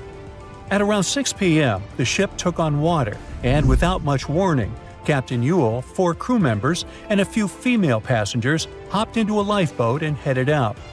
The next boat, managed by the second mate, Mr. Adio, was a gig, followed by a crowded jolly boat. Lastly, there was a waste boat, which was barely seaworthy, with 2 men constantly bailing water to keep it afloat. The plan was for the boats to stay close to the Fiery Star overnight and head for the Chatham Islands the next morning. But by dawn on April 21st, all 4 boats had vanished without a trace. On the burning ship, there were 17 crew members and passenger John Oman, who banded together under Chief Officer William Sargent's leadership. For 5 days and nights, George Maber pumped water on the fire without rest. He volunteered to go down the forehatch with a rope around him and a handkerchief over his mouth. He discovered that the foremast had been burned through for about 7 inches, and the port side was severely damaged, resembling an empty shell. Exhausted, he returned for fresh air, but later descended again with Quartermaster Marshall to access a water tank. They couldn't open the lid, and as George crawled over the hides, he felt himself sinking. When they reached the deck, they collapsed from exhaustion. The cargo had been destroyed by smoke and fire, and the heat on the deck was intolerable. The crew survived on limited rations and caged chickens, using every spare piece of wood, including pigsties for the pumps. Distressed pigs ran wild in the heat. A raft was constructed, but was too weak for the open sea. Sleep was elusive, and the crew had lost everything, with only hopes of reaching land or meeting another ship. Finally, the Dauntless appeared and sent a lifeboat to the Fiery Star. Captain Moore boarded the Fiery Star on May 12th, and after assessing the situation, he agreed that the crew could do no more. They boarded the Dauntless at 4 p.m., witnessing the Fiery Star succumb to flames by 11:30 p.m. It was a narrow escape. There's a stretch of water that even the most experienced explorers fear. No matter what season you choose to cross it in, you risk meeting face-to-face with waves that can reach as tall as the Hollywood sign. I'm talking about the Drake Passage, the waterway connecting the Pacific Ocean to the Atlantic Ocean, stretching from Cape Horn at South America's southernmost tip to Antarctica's South Shetland Islands. It's about as wide as the distance from London to Berlin and takes up to 48 hours to cross. Some sailors compare getting on the other side to going to the moon. That's how challenging it is. Even the man who discovered it, Sir Francis Drake, never sailed these waters because they seemed too dangerous to him and opted for a calmer, although longer, Strait of Magellan. The passage took the lives of around 20,000 sailors and over 800 ships. Tourists who want to see Antarctica cross the Drake Passage on a regular basis, although it's still often called the world's most terrifying ocean crossing. The Antarctic Peninsula, where travelers go, isn't really part of Antarctica itself. It sticks out and points towards South America like two fingers almost touching it. The water gets squeezed between these two land masses, making strong ocean currents. The passage is part of the Antarctic Circumpolar Current, the largest ocean current on Earth. The water rushes through the passage at a speed between 95 and 150 million cubic meters per second, which makes it rougher. And then there are winds that usually blow from west to east and are very strong between 40 and 60 degrees latitude. That's why those areas are called the Roaring Forties, Furious 50s, and Screaming 60s. Land slows down winds, which is why storms hitting Ireland and the UK get weaker as they move east. But Drake's latitude is the only place where winds can blow all around the Earth without being stopped by land. So they keep getting faster. These strong winds turn into huge waves that can hit ships really hard, normally around 13 to 16 feet tall. They're much higher than waves in the Atlantic. Drake Passage also has underwater mountains that you can't see. The huge current squeezes through this narrow passage and causes waves to crash against these mountains underwater. These internal waves create whirls that bring cold water up from the deep ocean. So it's not just rough on the surface, the water is wild all the way down. The first sailor managed to sail around Cape Horn and through the Drake Passage in 1616. It was a Dutch navigator, Willem Schouten, in 1616. But the most famous attempt to cross it was undertaken by Sir Ernest Henry Shackleton on his ship named Endurance. He and 27 of his men set off from South Georgia, aiming to reach Vassal Bay in Antarctica. But things didn't go as planned. On January 19, 1915, their ship got stuck in the ice. And by October, it began to sink. They camped on floating ice for 2 months before sailing lifeboats to a remote, icy place called Elephant Island. Shackleton and 5 men made a risky journey to South Georgia to get help. It took them 15 days to cross Drake Passage with hurricane winds. Finally, they arrived safely and organized a rescue for the rest of their crew. Scientists found the shipwreck of Endurance only in 2022, 10,000 feet below the water. In December of 2019, 6 fearless athletes decided to cross the Drake Passage by rowing a boat for the first time in history. It took them 12 days of non-stop rowing with a 90-minute rotation of rowers. They managed to do it, and it was probably the hardest possible way to cross the passage. The athletes mentioned it was cold, wet, and dirty, and the waves hit them like walls. The weather in the Drake Passage changes a lot, but ship captains can always see it coming and change their path. They will move the departure time to have a safety margin and not to get stuck in the middle of the passage in the worst possible conditions. Sometimes, the journey will be smooth and calm, and they call it Drake Lake. Other times, people on the ship will feel rough waves, which is called Drake Shake. Some experienced captains who often cross the passage say that the Drake Lake effect happens once in every 10 crossings, and they see the Drake Shake once or twice in every 10 journeys. A schooner or a kayak will probably not survive the journey among giant waves, but modest vessels and cruise ships have sturdy hulls and advanced stabilizing mechanisms. So, the journey isn't that dangerous anymore. But still, it's quite an adventure, especially if you're seasick. If you don't feel like risking it but want to travel from the Pacific Ocean to the Atlantic Ocean by water the fast way, the Panama Canal is waiting for you. People first started thinking about making a water path across Panama in the 16th century. Back then, a Spanish explorer found out that only a thin piece of land separated the two oceans. But it seemed impossible to build it because of the mountains and thick jungle, so the idea had to wait a couple of centuries. Finally, in 1880, France, led by the man who built the Suez Canal in Egypt, tried to make the canal. But the people who started the construction soon found out it was much harder than it looked on a map. The land in Panama was one of the toughest and most dangerous places to dig a big waterway. Workers had to literally move huge mountains in a jungle full of snakes, where it was really hot and rainy. During the wet season, heavy rain turned rivers into wild rapids and soaked the workers. Sometimes, they didn't see the sun for 2 weeks, and their clothes stayed wet all the time.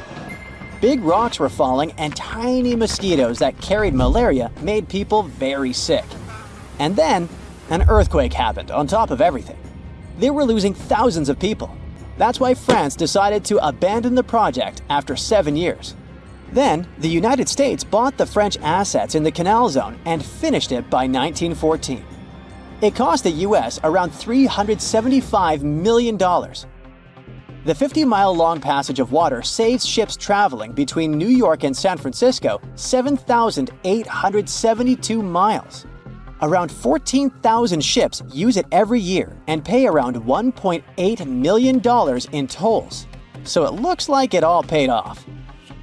Another challenging waterway in this part of the world is the Amazon River. It's around 4,300 miles long and flows through 3 countries with over 30 million people living in its basin. But there isn't a single bridge across it. The river has many marshes and soft soils, so engineers would need to build very long bridges and very deep foundations, which costs a lot of money. Building bridges over deep water is tough, but in other places in the world, engineers can use things like floating platforms to help. The river's path and water levels change a lot during the year. During the dry season from June to November, the river is usually 2 to 6 miles wide. But in the wet season from December to April, the river can become as wide as 30 miles. And the water level can rise by 50 feet. That's why they can't build floating bridges or pontoons. The riverbanks are made of soft dirt that moves and erodes with the seasons, and it makes things even harder. It would have to be an absolutely unique project to overcome all these challenges. Luckily, there's no pressing need for a bridge across the Amazon right now. The river mostly goes through areas that are sparsely populated, so there aren't so many major roads to be connected by bridges. There's a ship drifting somewhere in the ocean without a crew. The last time someone saw it was over 50 years ago. Its story reminds of that of the Flying Dutchman, a ship that's bound to sail forever and bring disaster to whoever sees it at sea. At least the legend says so. Unlike the Flying Dutchman, the SS Baychimo was definitely real and built for a German company in Hamburg and began as an ordinary cargo ship. It was trading supplies between Hamburg and Sweden in the Baltic Sea starting from 1914. It had a strong steam engine and a hull made of steel. A few years later, it became British property. Then, in the 1920s, a Canadian company purchased it for around $18,000, a huge amount of money back then. The new owner, the Hudson's Bay Company, was actively using the ship for several years. They would often send it on voyages from its home port in Scotland to Siberia, Alaska, the Yukon, and the Northwest Territories. It also passed through the Panama Canal and even the Suez Canal, with fur pelts for sale on board.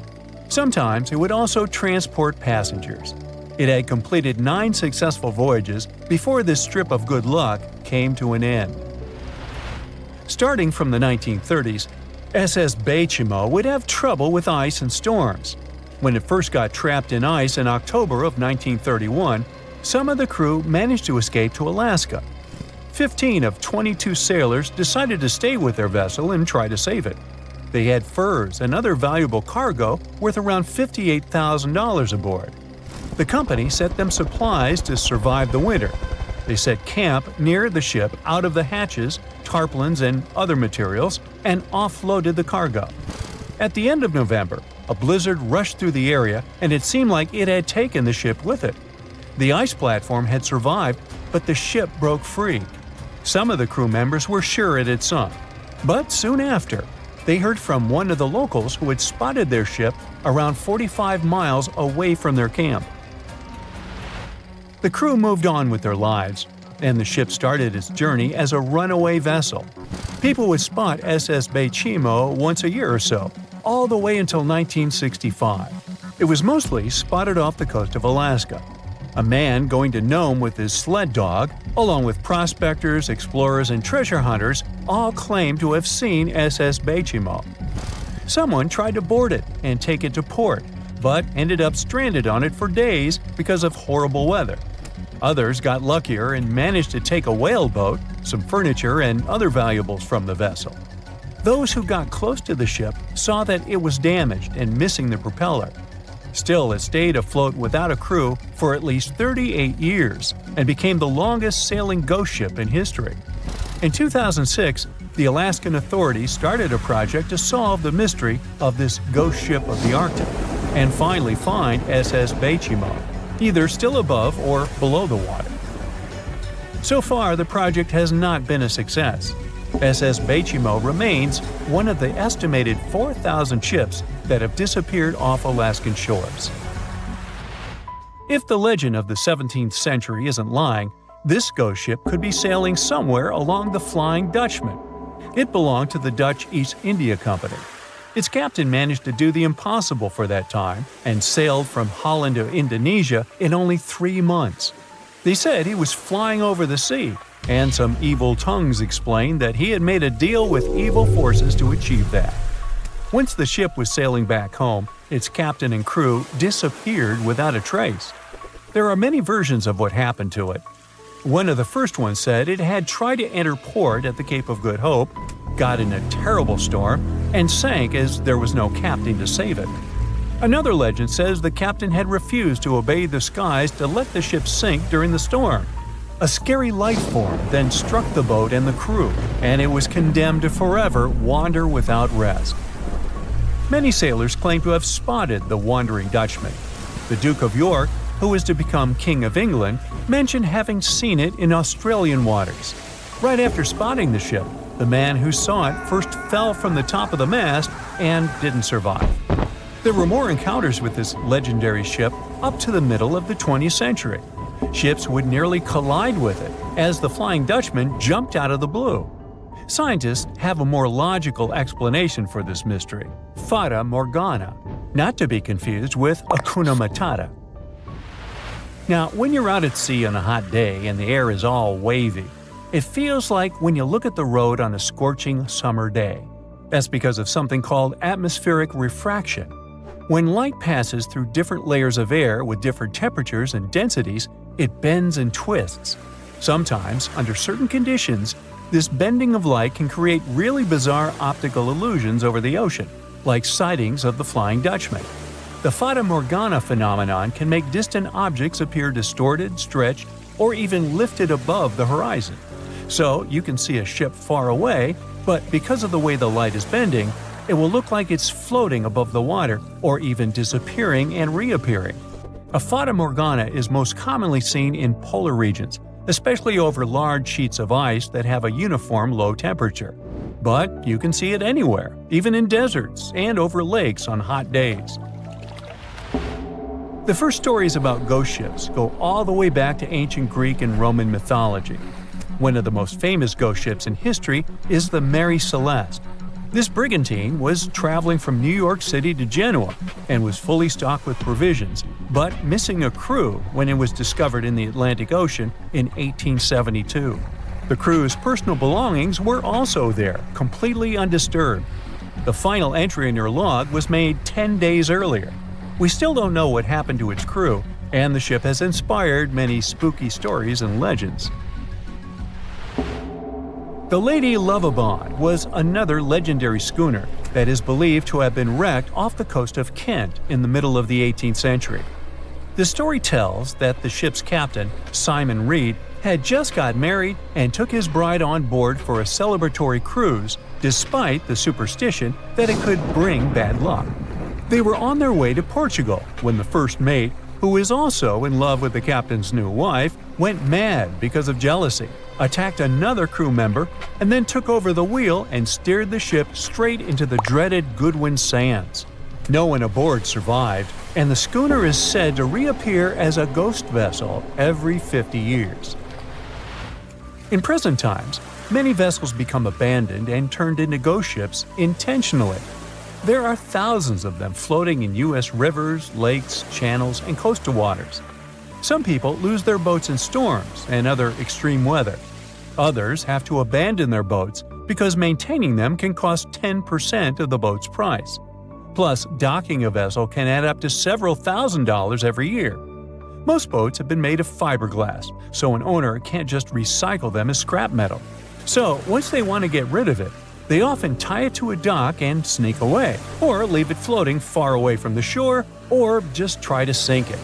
When ghost ships sink in shallow waters, they can cause damage to coral reefs, mangroves, marshlands, oyster habitats, and wetlands. Plus, they can collide with unsuspecting regular ships and cause real trouble. So, don't do that. Enough said. What is a boat doing in the middle of a desert? You would expect to find a seagoing vessel closer to shore. This is the question archaeologists had been asking for decades. In 1988, there was a storm near one of the most important archaeological sites in ancient Egypt. A wooden structure emerged from the sand. It was hollowed out by termites. Scientists were determined to solve its mystery. In 2000, they began excavating the site near Abidos, Abidos. An American team of experts soon discovered a boat that was 70 feet long, and it wasn't alone. In total, there were 14 boats neatly resting next to each other. It was impossible to completely dig out the boats because of their poor condition. Luckily, the wood was preserved enough to get a sample. Analyses revealed that the boats were around 5,000 years old, the oldest fleet in human history to this date. The time of their construction predates the pyramids at Giza by half a millennium. Each ship of the fleet rested in a vault that matched its dimensions. The room was roughly a third of the size of a tennis court. It had mud brick walls that featured more than 120 drawings of boats. Ancient Egyptians incised them on whitewashed walls that were excellently preserved. Scientists have known about these mysterious chambers for well over a century. 1901, 1902. A British archaeologist, Arthur Weigel, stumbled upon a strange structure west of the River Nile. His team caught a glimpse of the interior walls. Sadly, a section of the roof collapsed, so they had to call off further exploration. Researchers abandoned the site, but its location remained on the maps.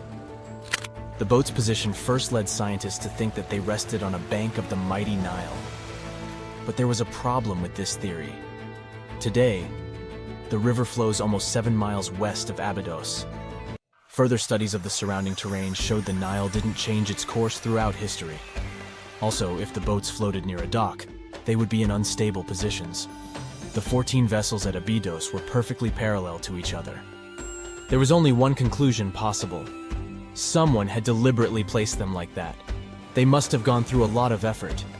Each boat had enough room for up to 30 rowers. These vessels could really float.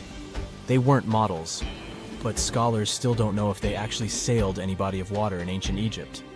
This doesn't diminish the importance of the find. Previously, archaeologists found only small-scale models.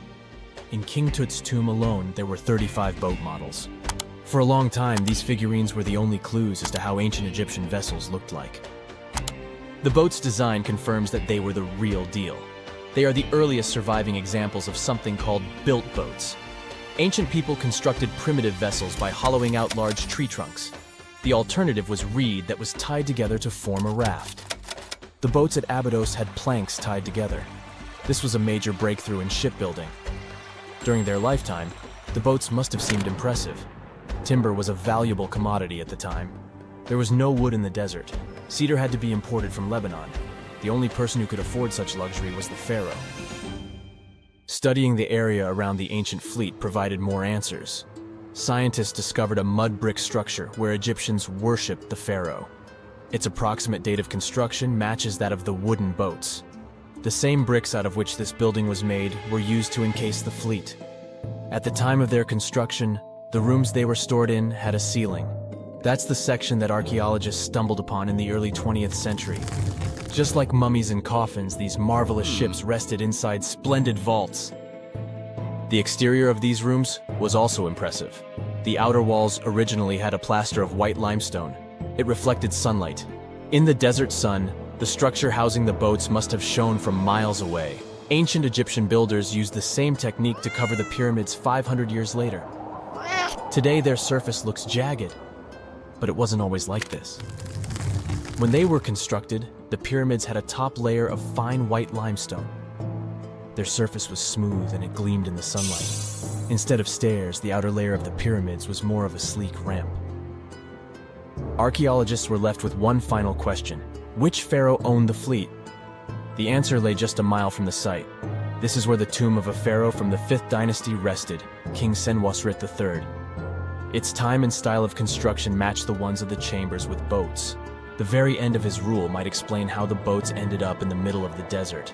The pharaoh probably passed away in northern Egypt. Then his body was transported down the Nile to Abidos in a marvelous procession of decorated boats.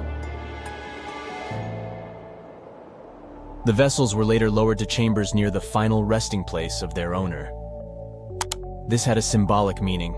In the ancient Egyptians' belief system, ships played a key role. Their supreme deity was Ra. He traveled through the sky during the day in the form of the sun.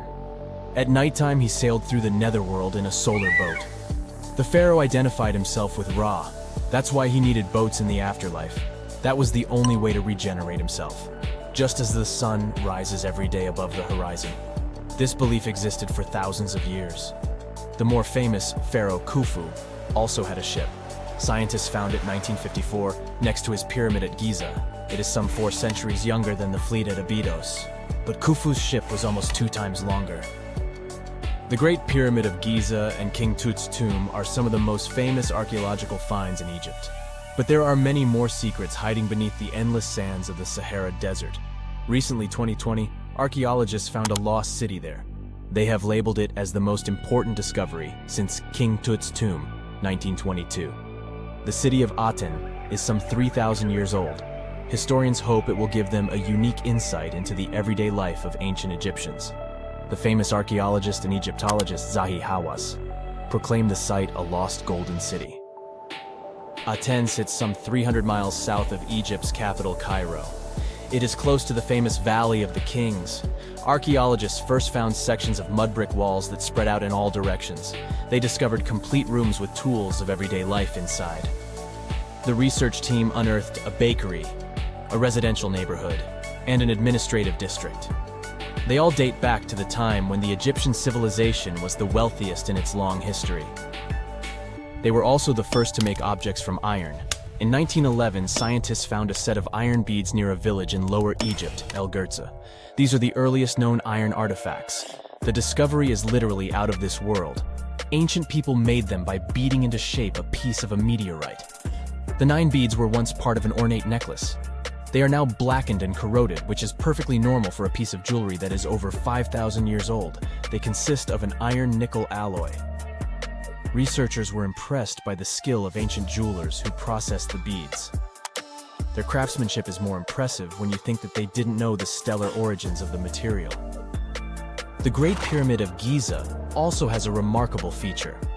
An international research group investigated the electromagnetic response of the structure to radio waves.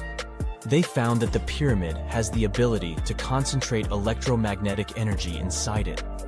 This occurred inside its chambers as well as under the pyramid's base. It contains an underground, unfinished chamber. It seems that the electromagnetic response is connected with the properties of limestone, the Great Pyramid's main building material. The research results might have a practical application. The way solar cells and nanosensors function could be improved by this remarkable find.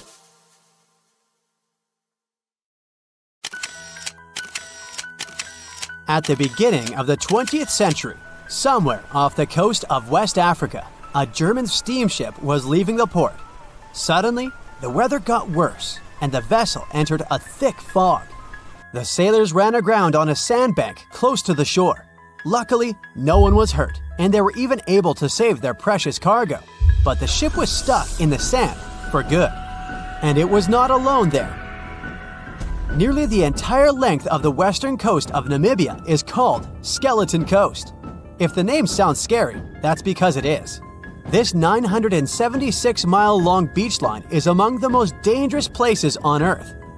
The local Bushman tribes believe that their supreme deity made this land when it was angry.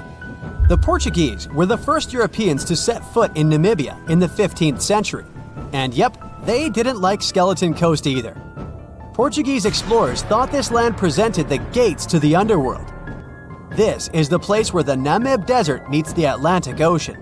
It might be dangerous, but it's actually beautiful. Plus, it's a UNESCO World Heritage Site. If Skeleton Coast had a PR manager, they would quit on the first day on the job. The area is not exactly tourist-friendly because of its geography and history. Beneath the sand and the waves, there is a secret ocean currently lurking for unsuspecting sailors.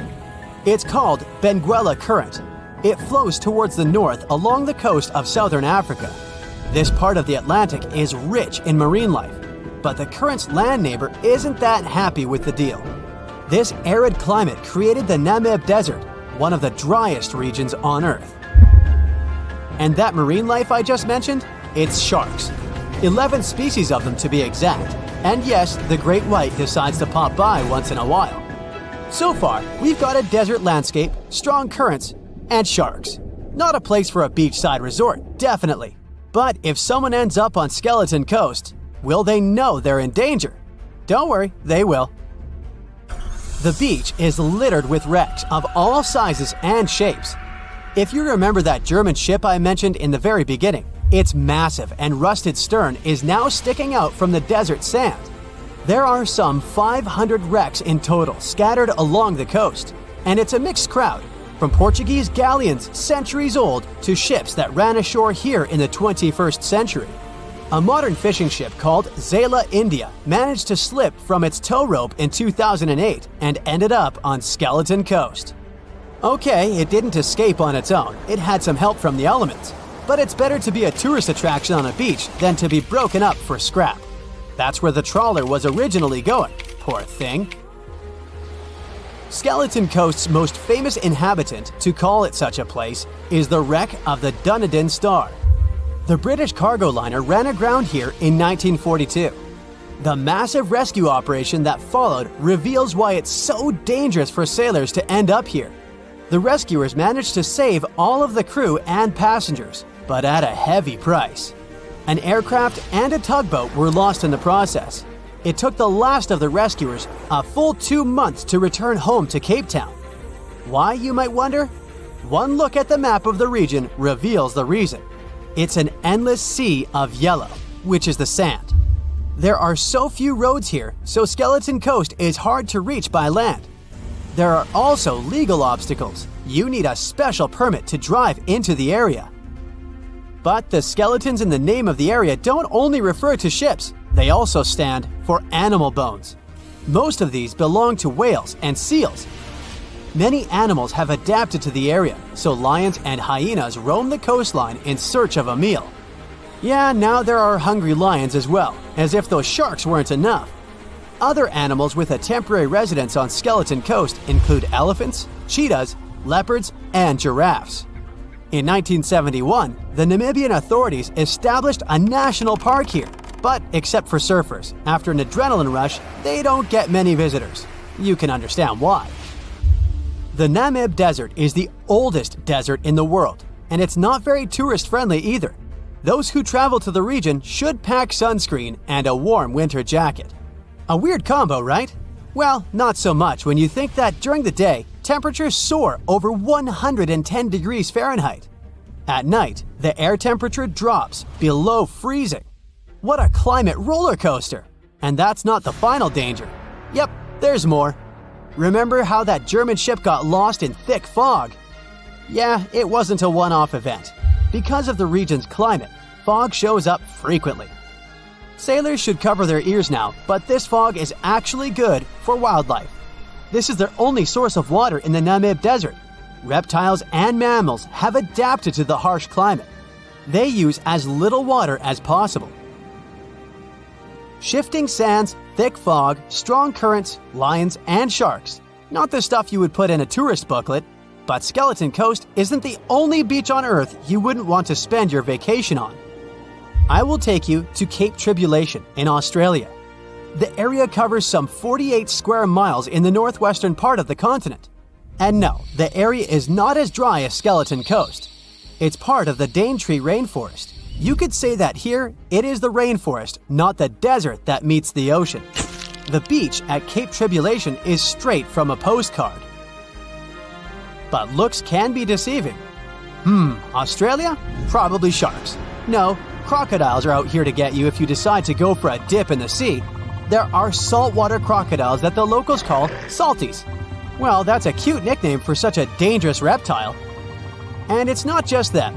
The wildlife seems to have a beef with visitors. From October to June, the waters around Cape Tribulation are full of box jellyfish. Their venom affects the human cardiovascular system. When touched by a jellyfish out at sea, swimmers won't have enough time to reach land for help. Vinegar helps neutralize the sting, so you might want to keep a spare bottle in your luggage. Crocodiles and jellyfish sound dangerous, but there's one more animal you should look after. It's the wild boar. It might sound funny, but you won't laugh when you're being chased by one of these across the beach. 21 million wild boars live in Australia. They're mostly active at night, making it even more dangerous if they charge at you. The best defense is running in circles. Wild boars can't cut corners well. That's probably why we don't see many of them taking up careers as race drivers. Cape Tribulation has one last danger installed for you, and it's not an animal. Out here, even the trees are plotting against visitors. The stinging tree got its name for a reason. If you try to pick one of its beautiful red berries, it'll fight back. Its prickles are like tiny glass shards. The less than pleasant effect on your skin will last for a month. Then there is this wait a while bush. Who keeps naming them like this? This long vine has spikes that grab hold and just don't let go. They are so strong they can pull a human off a horse. You'll have to wait for someone to come by and save you from this thorny grabber.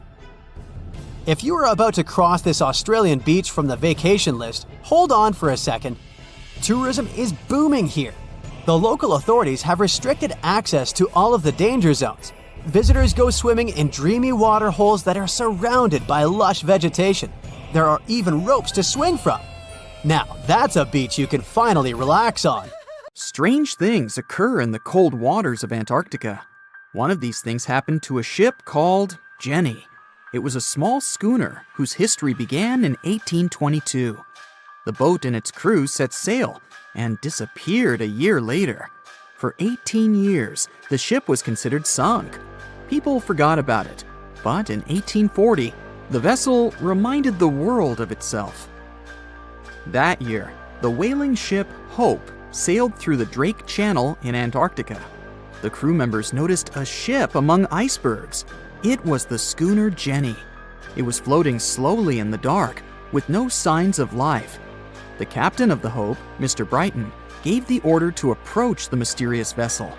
They thought it was some creepy ghost ship, but as they came closer, they noticed crew members on the deck. The sailors of the Hope called out to them, but received no answer. This time, it became clear that something terrible had happened to the Jenny. When Brighton boarded, he realized that the Jenny crew members weren't missing. They were here. Frozen people stood like statues.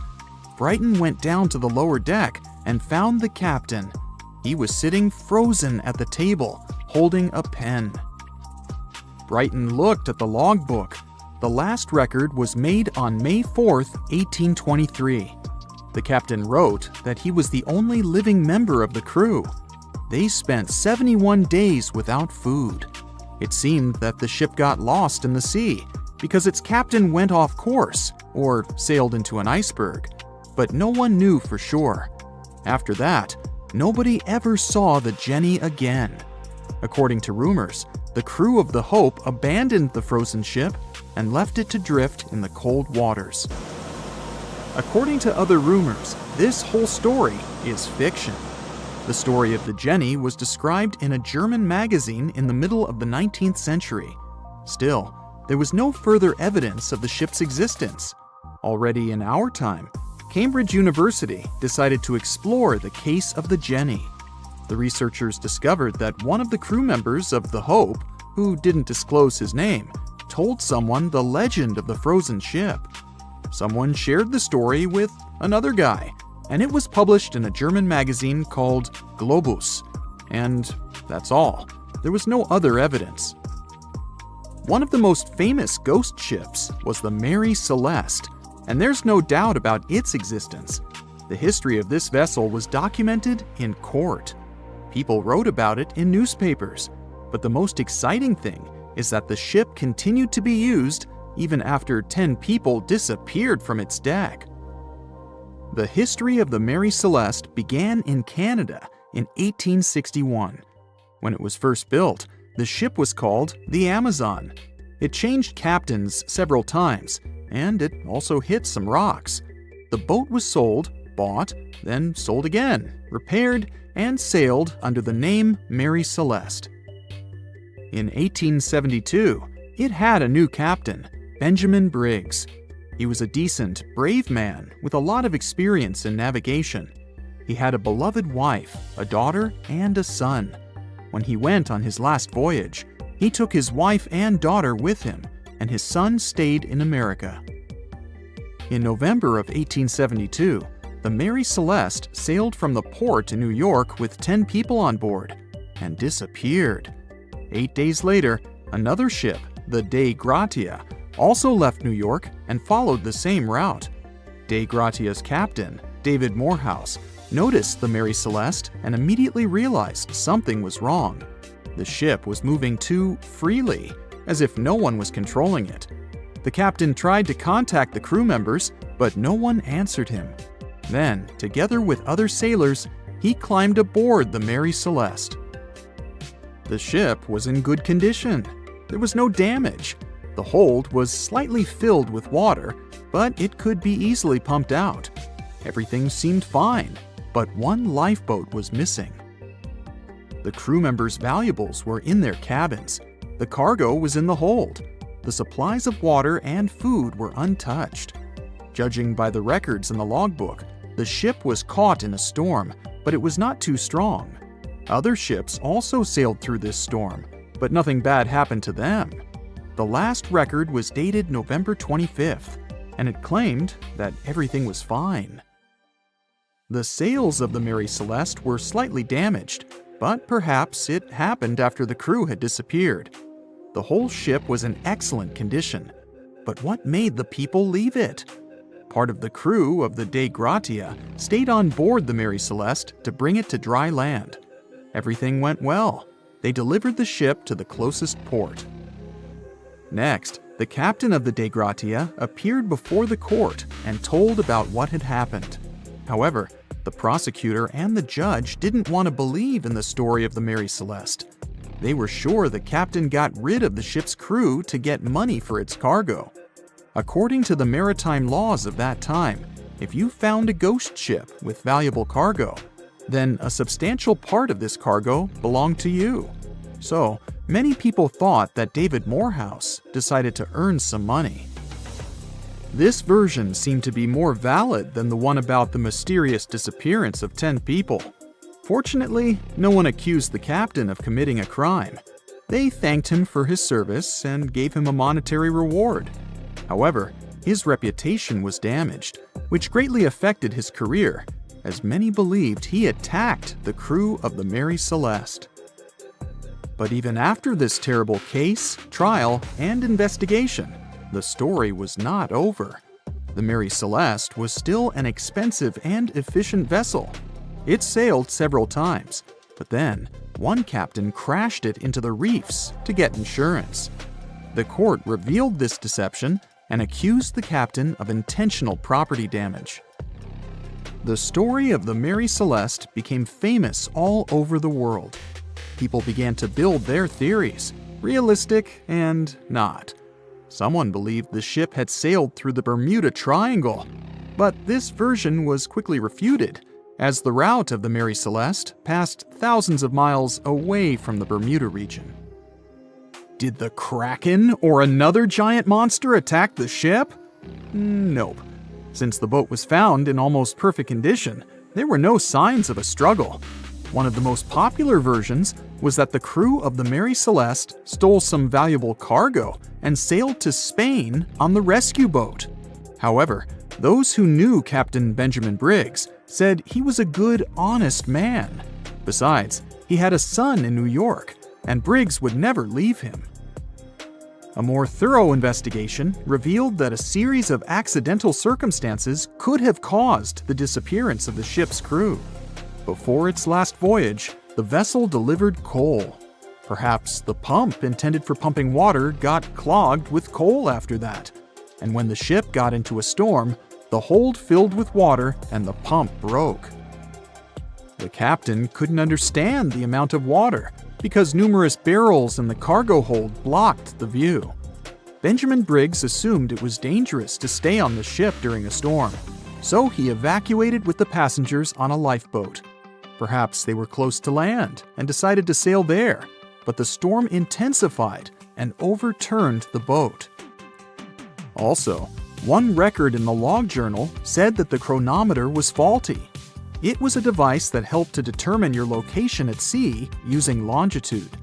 Briggs got lost and didn't know which way to sail. The storm was strong, and he couldn't determine whether the ship would sink. Perhaps Briggs decided to leave the ship in a rescue boat when he saw the coast of the Azores. The uniqueness of this ghost ship case is that, unlike many others, you can investigate it yourself. There's a lot of information about the Mary Celeste on the internet. There are documentaries and research articles. Perhaps you'll be able to notice something that others haven't seen and solve the mystery of the disappearance of 10 people. In 1945, 5 TBF Avenger aircraft took flight for a routine training exercise around the Bermuda Triangle. In the middle of the exercise, the planes were struck by intense rain and heavy winds despite the clear weather forecast. The pilots became extremely disoriented and radioed the base to report that their navigational equipment had stopped working. The last thing the base heard was, "When the first plane drops below 10 gallons, we'll all go down together," and then static. The 5 planes and their 14 crew members were never seen or heard from again. On his very first voyage to the New World in 1492, Christopher Columbus sailed through the Bermuda Triangle. Columbus reported that one night when he was on the deck of the ship, he noticed a giant light appear in the distance, unlike anything he had ever seen before. Columbus looked at his compass for direction, and it gave off erratic readings. You might have noticed that the Bermuda Triangle doesn't appear on any world map. This is because official institutions refuse to acknowledge that the area actually exists. A popular theory suggests that rogue waves are responsible for the many disappearances. Rogue waves are called extreme storm waves by scientists. They occur when different weather patterns take place at the same time and cause large, unexpected waves. Witnesses say that the waves look like giant walls of water. These waves could explain why ships go down fast and without leaving any trace. The Bermuda Triangle is home to some pretty intense and unexpected weather. Storms build up quickly and unexpectedly, then disappear soon after. If you blink, you might miss it. This could explain why few distress signals are issued. Pilots and sailors never saw the weather coming. No one knows exactly how many ships and planes have disappeared in the Bermuda Triangle. The rough estimate is 50 ships and 20 planes. Most of the time, the disappearances had no explanation and no wreckage has ever been left behind. Another bizarre theory trying to solve the Bermuda Triangle mystery comes from Charlie Berlitz. He insists that the area is home to the lost city of Atlantis. The missing ships and planes and malfunctioning equipment, according to him, were all caused by rays of energy let out by the special energy crystals that power Atlantis. While this sounds silly, Berlitz's theory was convincing enough that over 20 million people bought his book worldwide. In the year 1800, a large sailing vessel called the USS Pickering departed from the U.S. on its way to the West Indies. The ship sailed into the Bermuda Triangle along with its 90-man crew and was never heard from again. The USS Pickering was the first ever confirmed ship to vanish in the Bermuda Triangle. It's believed that the ship was taken out by a storm, but because no wreckage was ever found, we'll never know for sure. When the TBF Avenger planes went missing, a massive search operation was conducted. Boats and planes searched the Bermuda Triangle for any signs of the aircraft. One of the boats searching was a PBM-5 Mariner airboat. The airboat took flight at 7:27 p.m. and called in a routine radio message 3 minutes later. Then, it was never heard from again. No trace was ever found of the rescue airboat or the 5 Avenger aircraft. An enormous investigation was launched into the disappearance of all these vehicles, but nothing was ever discovered. This particular area of the ocean is one of the most heavily traveled shipping routes in the world. Some skeptics believe that this fact solves the mystery. Statistically, the busier the area, the higher the frequency of accidents and disappearances. While this makes sense, it's not the frequency of disappearances that's responsible for the mystery of the Bermuda Triangle. It's the lack of explanation or wreckage found. On the ocean floor, decomposing organisms let off large concentrations of methane gas that gets trapped under the water. This gas can build up until, boom, it ruptures. The gas surges up to the surface and erupts. If a ship was in the area of one of these ruptures, the water would become much less dense and cause the ship to sink rapidly and without warning. Scientists believe this could be the cause of the many disappearances in the Bermuda Triangle. While this theory makes a lot of sense, it doesn't seem too likely. The U.S. Geological Survey has stated that no large releases of gas are believed to have occurred in this area for the past 15,000 years. The ocean floor is made of rocks containing a lot of magnetite. It's more like iron. Magnetic fields react to high concentrations of magnetite on the ocean floor, which may start a sort of conflict between the two. It can often lead to various weather anomalies and, as a result, navigation issues.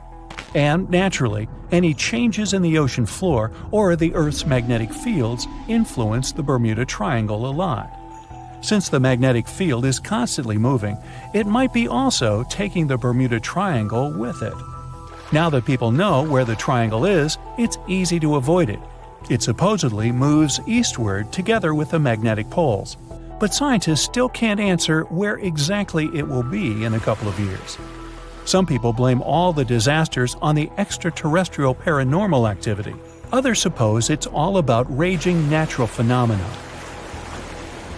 There's another triangle in Lake Michigan. Just like the one near Bermuda, the Michigan Triangle got its shady reputation for some disappearances. The first recorded one dates back to 1679. A large vessel, one of the largest of that time, set out on an expedition. Yet, once it got in the sinister triangle, it never came back. Much later, an aircraft disappeared in this triangle.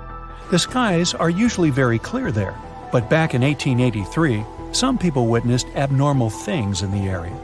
Some claim to have seen large blocks of ice falling from the skies, and the crew even managed to save one as hard proof. Meanwhile, the Pacific Ocean mystery area is another sinister triangle. Off the south coast of Japan, not far away from Tokyo, there's a sea where plenty of ships met their doom, disappearing without a trace in these waters. They call it the Devil's Triangle. Some scientists believe the cause of anomalies is the environmental changes. Also, there's a really high concentration of methane hydrates on the bottom of the ocean in the Pacific Triangle area. you're deviating from your original course and sailing in the wrong direction. There's the Caribbean Sea near the triangle, peppered with small islands. The seafloor here isn't deep. The ship can get in shallow waters. And now the ship is stuck on a shoal, and you have no idea where you are. If this were the 21st century, the ship's captain would be able to reach the shore using GPS and other modern navigation. But the most interesting thing is that the compass would work correctly this time, since the magnetic North Pole hasn't already coincided with the true one for a long time in the territory of the Bermuda Triangle. The agonic line is somewhere far away from here. There are no problems with navigation now, but for some reason, this is where ships disappear. In fact, not just here. Throughout the Atlantic Ocean, there are places where many more ships were gone. The Bermuda Triangle is not even in the top 10 of such places. One of the main reasons why many ships are lost here is that one of the most popular shipping routes in the Atlantic passes through the Bermuda Triangle. And the more ships in one place, the more shipwrecks. Simple probability. Then, it just starts getting weird. Other theories say that there's a space-time rift in this region. Ships and planes fall into this rift and end up in the past or the future. But for some reason, there's not a single proof of this myth. There's no reason to think that the rift is hidden somewhere here. The base of an extraterrestrial civilization is located in the Bermuda Triangle. Visitors from other galaxies steal sea vessels along with the crew, so no one finds the wreckage of the ships. This is also a popular myth that has no scientific justification. The Kraken lives somewhere in the triangle. It's a huge squid that sinks ships and also is a legend that sailors tell each other. However, gigantic squids live in the depths of the ocean. They can grow to the size of half a train car, but no cases have ever been recorded where they sunk a large vessel. And in the area of the Bermuda Triangle, they have never ever been seen. People in the past didn't know about the existence of these creatures, so when they saw them for the first time, they described them as huge, terrible monsters. Giant squids are some of the most elusive creatures on Earth, and scientists had to use sonar equipment to find them. They don't like to leave the dark depths and are likely to be afraid of the sound of any ship. So, that should squash the squid as a suspect. It has recently become a popular location for many tourists looking for the perfect place to get away from it all. If you're lucky enough to catch a sunny day here, it's like no other, I can assure you. Chances are, you'll end up having loads of foggy days, but let's be honest, they have a special allure of their own. This enchanting smile-shaped island is called Sable Island. It's located 190 miles from mainland Nova Scotia. It wasn't accessible to the general public until 2013. That's when it was added to the list of National Parks of Canada. You can get here either by plane or by water. But what's so enchanting about this place anyway? There must be something since the yearly tourist count is growing every year. Firstly, there's a spectacular number of wild horses here. There are between 200 and 500 horses roaming free all over the island. There's also a large population of gray seals. The place is also the only breeding location of a rare bird species called the Ipswich sparrow. If you're already considering a trip here, there are some things you need to know first. Remember that fog I mentioned earlier? Well, it turns out that Sable Island is the foggiest place in the Canadian Maritimes. I'm talking about approximately 127 foggy days each year. During such days, Sable Island literally disappears underneath a thick layer of fog. You won't be able to explore the place on your own either. The local regulations state that visitors need to travel within a group, and they also need to keep a 197-foot distance from the wildlife they can encounter here. As charming as this place may be, it holds a dark secret hidden beneath the sandy dunes, and it has nothing to do with beautiful creatures living here or the island's unique vegetation. Apart from being known from its horses and seals, Sable Island is infamous for an overwhelming number of shipwrecks. Over the years, about 350 ships have ended their lives here, on these sandbars. When survivors described their experiences, they usually mentioned harsh weather conditions near this mysterious island. The island also made its way into literature when it was described in a book called The Perfect Storm, which was written by Sebastian Junger and published in 1997. The book was so successful that it was later adapted for the big screen in 2000, with George Clooney playing the leading role. The first recorded shipwreck near Sable Island dates back to 1583. The boat was named the HMS Delight and was under the command of British adventurer and explorer Sir Humphrey Gilbert. Only 17 people managed to survive the catastrophe by escaping in a small boat. Records mention that they spent 7 days at sea before reaching the shores of Newfoundland. In 1884, another vessel named the Nicosia struggled in the thick fog as well. The ship was completely destroyed, but fortunately, all 18 crew members managed to survive. The captain's son was almost lost at sea when a lifeboat capsized when he was climbing into it. He somehow managed to stay underneath the lifeboat, which was completely submerged. When this lifeboat righted, he eventually emerged from the water and was rescued for the second time. The years between 1947 and 1999 were relatively quiet on the island. In 1999, though, a yacht called the Merrimack ran aground near the shore of the island at about 2 a.m. on July 27th. The 40-foot fiberglass boat had a crew of only 3 people. Natural gas exploration workers, who were luckily not far away, rescued them. The crew managed to fly safely to Halifax the next day. The owner of the Merrimack tried to recover his boat by hiring local fishermen. Unfortunately, this operation was unsuccessful, since only the fittings of the yacht were eventually saved. It took no more than 6 weeks for the sand and waves to crush and completely break up the hull of the Merrimack. So what is it about this place that's so dangerous for boats? Does it have anything to do with the weather? Or maybe there's other forces at play? The explanation turns out to be a bit more complex, and it wasn't easy to figure out, at least not way back in the 1500s. First of all, the island is located close to one of the world's richest fishing grounds. Since it's also near one of the major shipping routes between Europe and North America, hundreds of vessels sail past it each year. The likelihood of shipwreck increases when there are so many boats roaming around the area.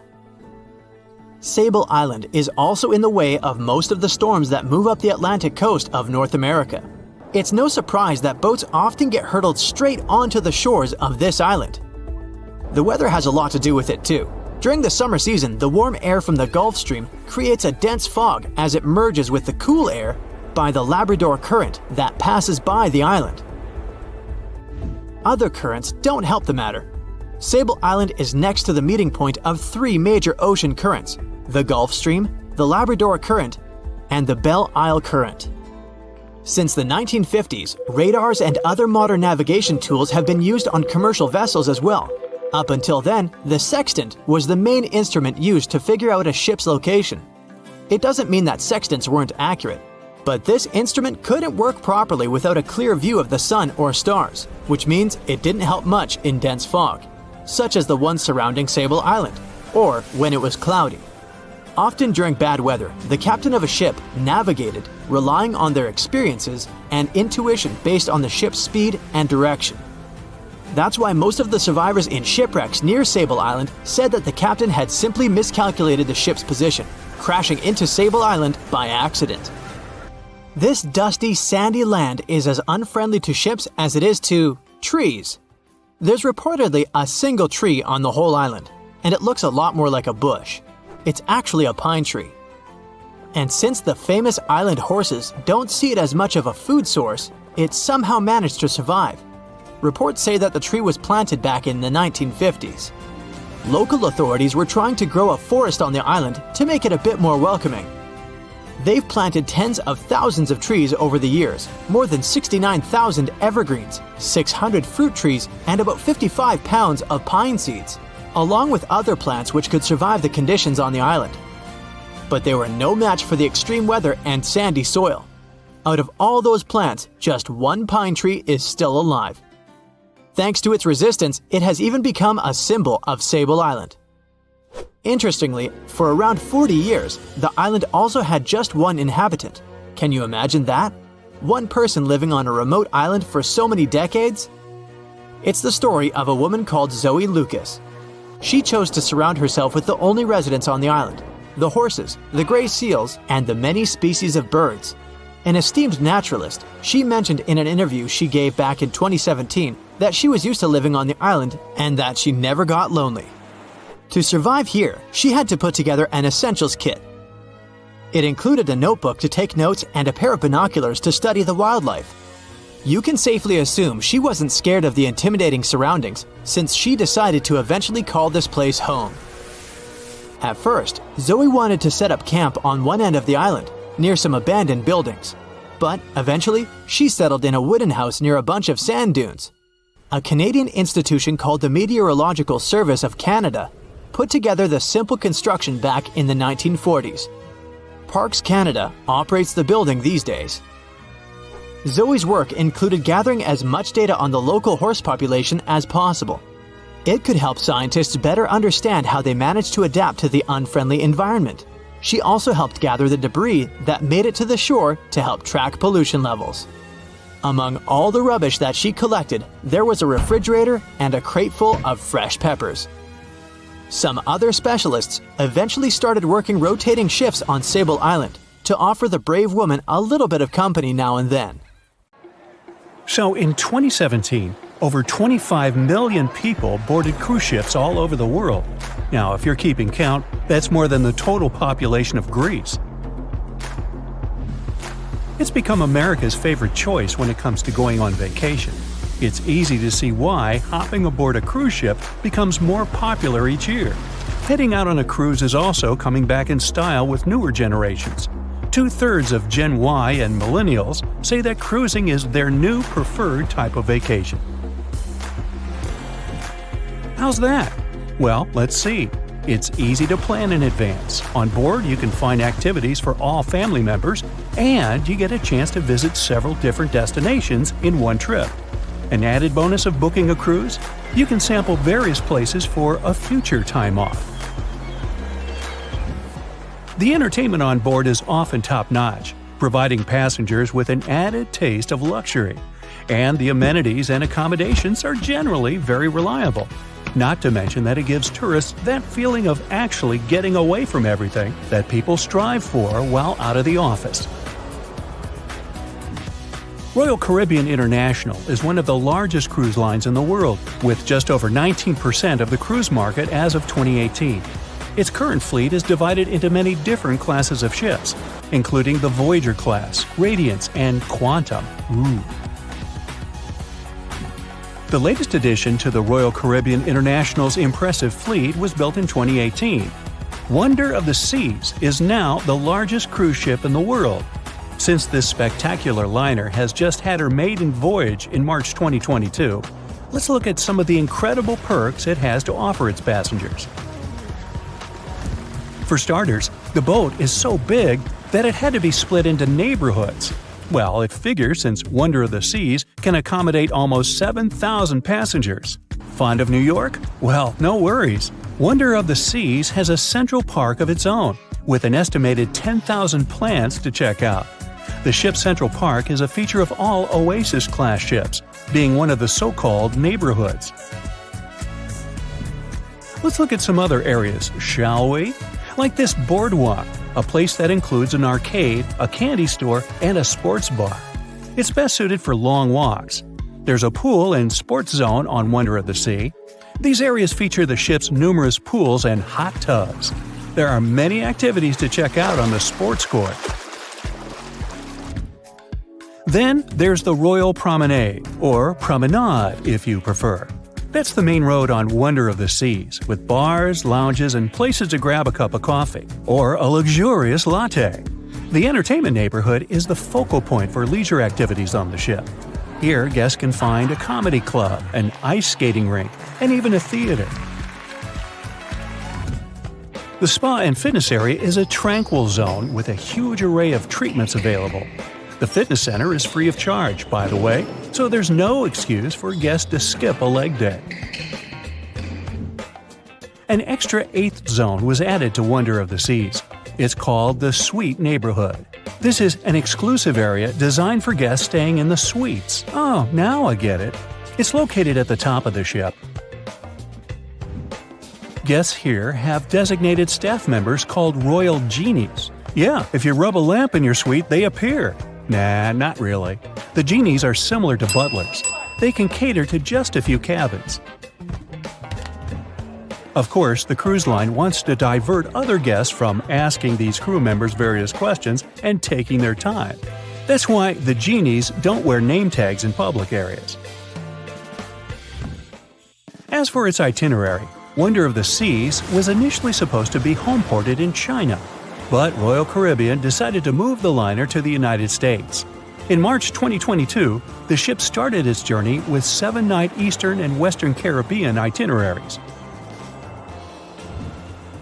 In May 2022, Wonder of the Seas is scheduled for a trip to Europe, with Western Mediterranean cruises from Barcelona and Rome planned for its guests. Passengers will also be able to visit Palma de Mallorca, Spain, and Capri, Italy. When the summer season is over, Wonder of the Seas is scheduled to return to Florida to offer year-round sailing starting November 2022. And by the way, there is no truth to the rumor that a special cruise only for highly allergic and hay fever sufferers will be called the Wonder of the Sneeze. Nope, not at all.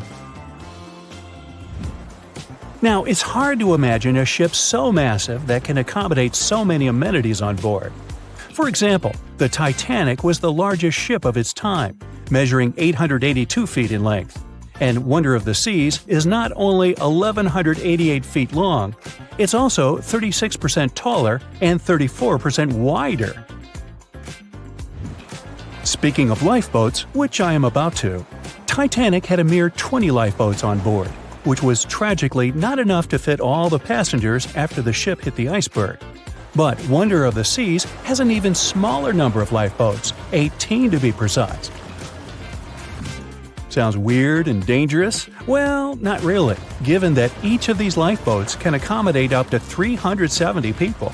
It means that all the passengers and crew members, an estimated 8,000 people if fully booked, are going to be safe in case of an emergency. If we could somehow have a race between the two ships, well, Titanic was in fact the faster ship out of the two, beating Wonder of the Seas by 1 knot per hour. Cruise ship passengers today are more interested in the experience rather than the speed of the boat itself. That's why how fast a ship can travel is not an extremely important aspect nowadays. In terms of costs, Titanic cost around $7.5 million at the time of its construction. It's the equivalent of about $200 million today. How about Wonder of the Seas? Well, it cost a staggering $1.35 billion to build, making it 6 times more expensive than the Titanic.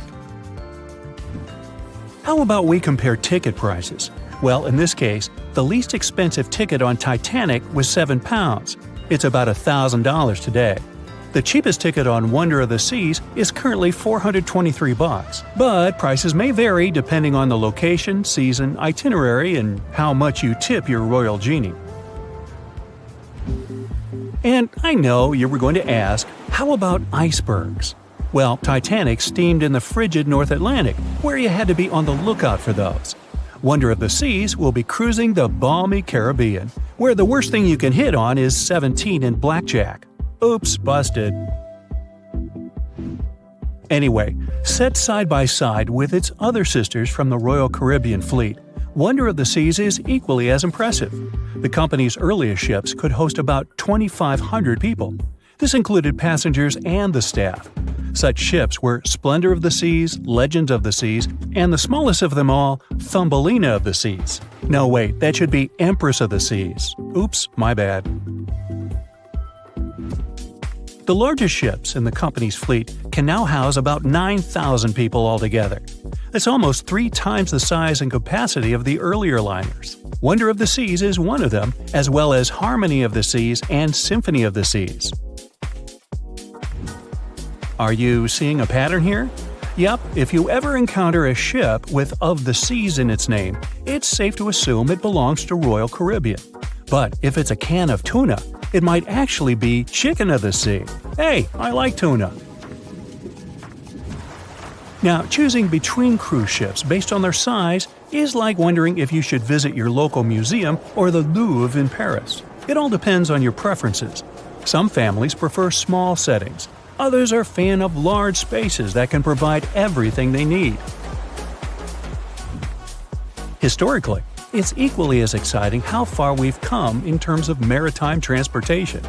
The SS Royal William, for example, was the first boat to ever make a transatlantic voyage almost entirely steam-powered in 1833. And it was a mere 160 feet long and could house roughly 155 passengers. And if the seas were calm, then they were housed less roughly. Similarly, the first modern megaship in the world was the MS Sovereign of the Seas. Launched in 1987, it was only 888 feet long and could carry a little under 3,000 passengers. Size and capacity are not the single improvements added to newer cruise ships out there.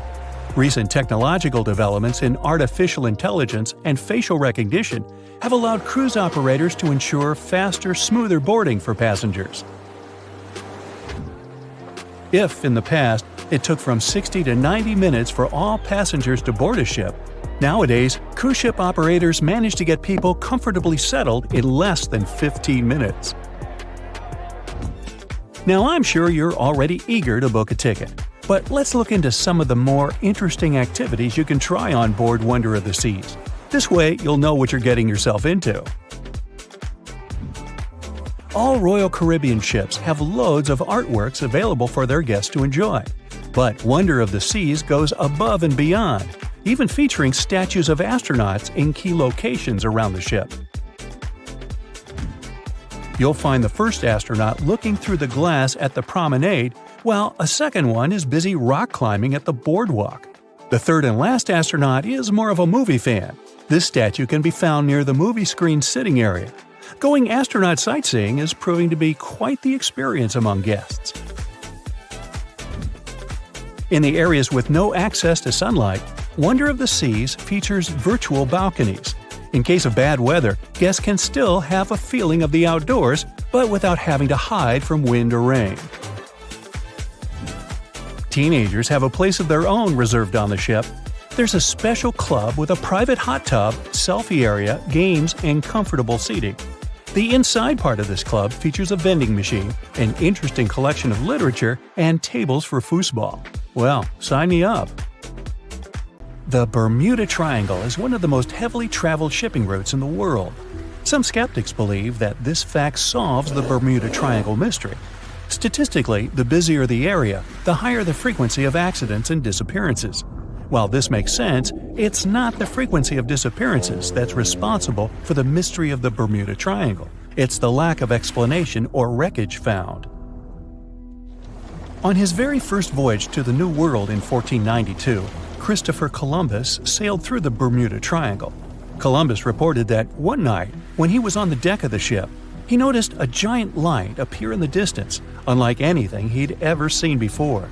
Columbus looked at his compass for direction, and it gave off erratic readings. You might have noticed that the Bermuda Triangle doesn't appear on any world map. This is because official institutions refuse to acknowledge that the area actually exists. No one exactly knows how many ships and planes have disappeared in the Bermuda Triangle. The rough estimate is 50 ships and 20 planes. Most of the time, the disappearances had no explanation and no wreckage has ever been left behind. When the TBF Avenger planes went missing, a massive search operation was conducted. Boats and planes searched the Bermuda Triangle for any signs of the aircraft. One of the boats searching was a PBM-5 Mariner airboat. The airboat took flight at 7:27 p.m. and called in a routine radio message 3 minutes later. Then, it was never heard from again. No trace was ever found of the rescue airboat or the 5 Avenger aircraft. A huge investigation was launched into the disappearance of all these vehicles, but nothing was ever discovered. The Bermuda Triangle is home to some pretty intense and unexpected weather. Storms build up quickly and unexpectedly, then disappear soon after. If you blink, you might miss it. This could explain why few distress signals are issued. Pilots and sailors never saw the weather coming. A popular theory suggests that rogue waves are responsible for the many disappearances. Rogue waves are called extreme storm waves by scientists. They occur when different weather patterns take place at the same time and cause large unexpected waves that reach up to 100 feet tall. Witnesses say that the waves look like giant walls of water. These waves could explain why ships go down fast and without leaving any trace. Just off the coast of Japan, you'll find the Bermuda Triangle of the Pacific Ocean. They call it the Devil's Triangle. Between 1950 and 1954, 9 ships disappeared in this area without leaving a trace. The ship Maroon 5 was sent to investigate these unexplained disappearances when it also vanished. After this incident, the Japanese authorities labeled the area as a danger zone, and sailors were encouraged to avoid it. Some people blame all disasters on the extraterrestrial paranormal activity. Others suppose it's all about raging natural phenomena. Some scientists believe the cause of anomalies is the environmental changes. Also, there's a really high concentration of methane hydrates on the bottom of the ocean in the Pacific Bermuda area. This gas tends to set off, and when it happens, bubbles start forming on the surface of the water. These gas eruptions can interrupt the ability to float and can easily sink a ship. Because of this chemical reaction, there won't be even a trace left.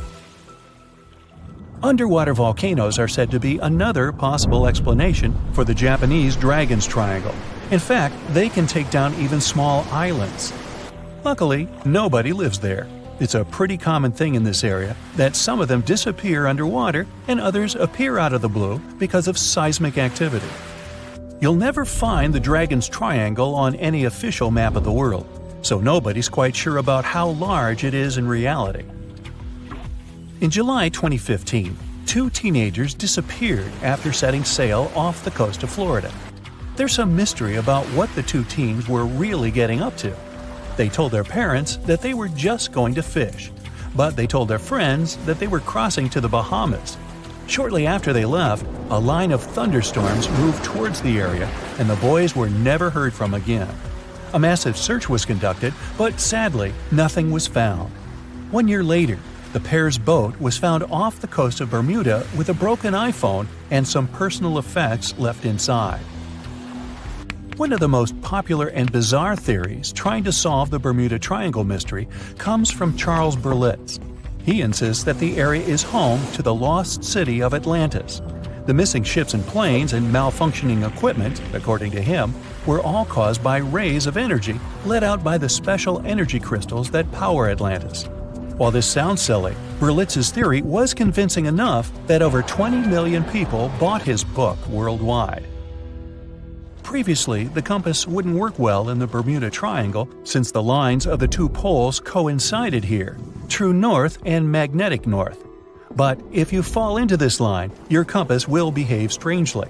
But the magnetic north is constantly shifting, and now it's far beyond the triangle. No legend says pirates of the last centuries operate in the Bermuda Triangle, or that the Flying Dutchman makes other ships disappear. A popular theory is that ships travel to the distant past or future through a time portal in the Bermuda Triangle. Fortunately, these are all myths. Just imagine hundreds of giant tentacles reaching out to a group of ships sailing through the Bermuda Triangle. In the past centuries, they could easily sink an entire fleet, since the ships were made of wood and were lighter. Squids wrapped decks with their strong tentacles, made holes in the ship's hulls with their sharp beaks. Toothy suction cups could break the masts and tear the sails. The water was filling the holds and slowly rising to the deck. The ship sank in a matter of minutes. Survivors reached the shore and told everyone about huge monsters. This is how the legends of the Kraken appeared. Fortunately, now people have sonars and equipment for monitoring the sea space. They say the main reason why this place is so enigmatic must be the magnetic fields that form this ominous triangle.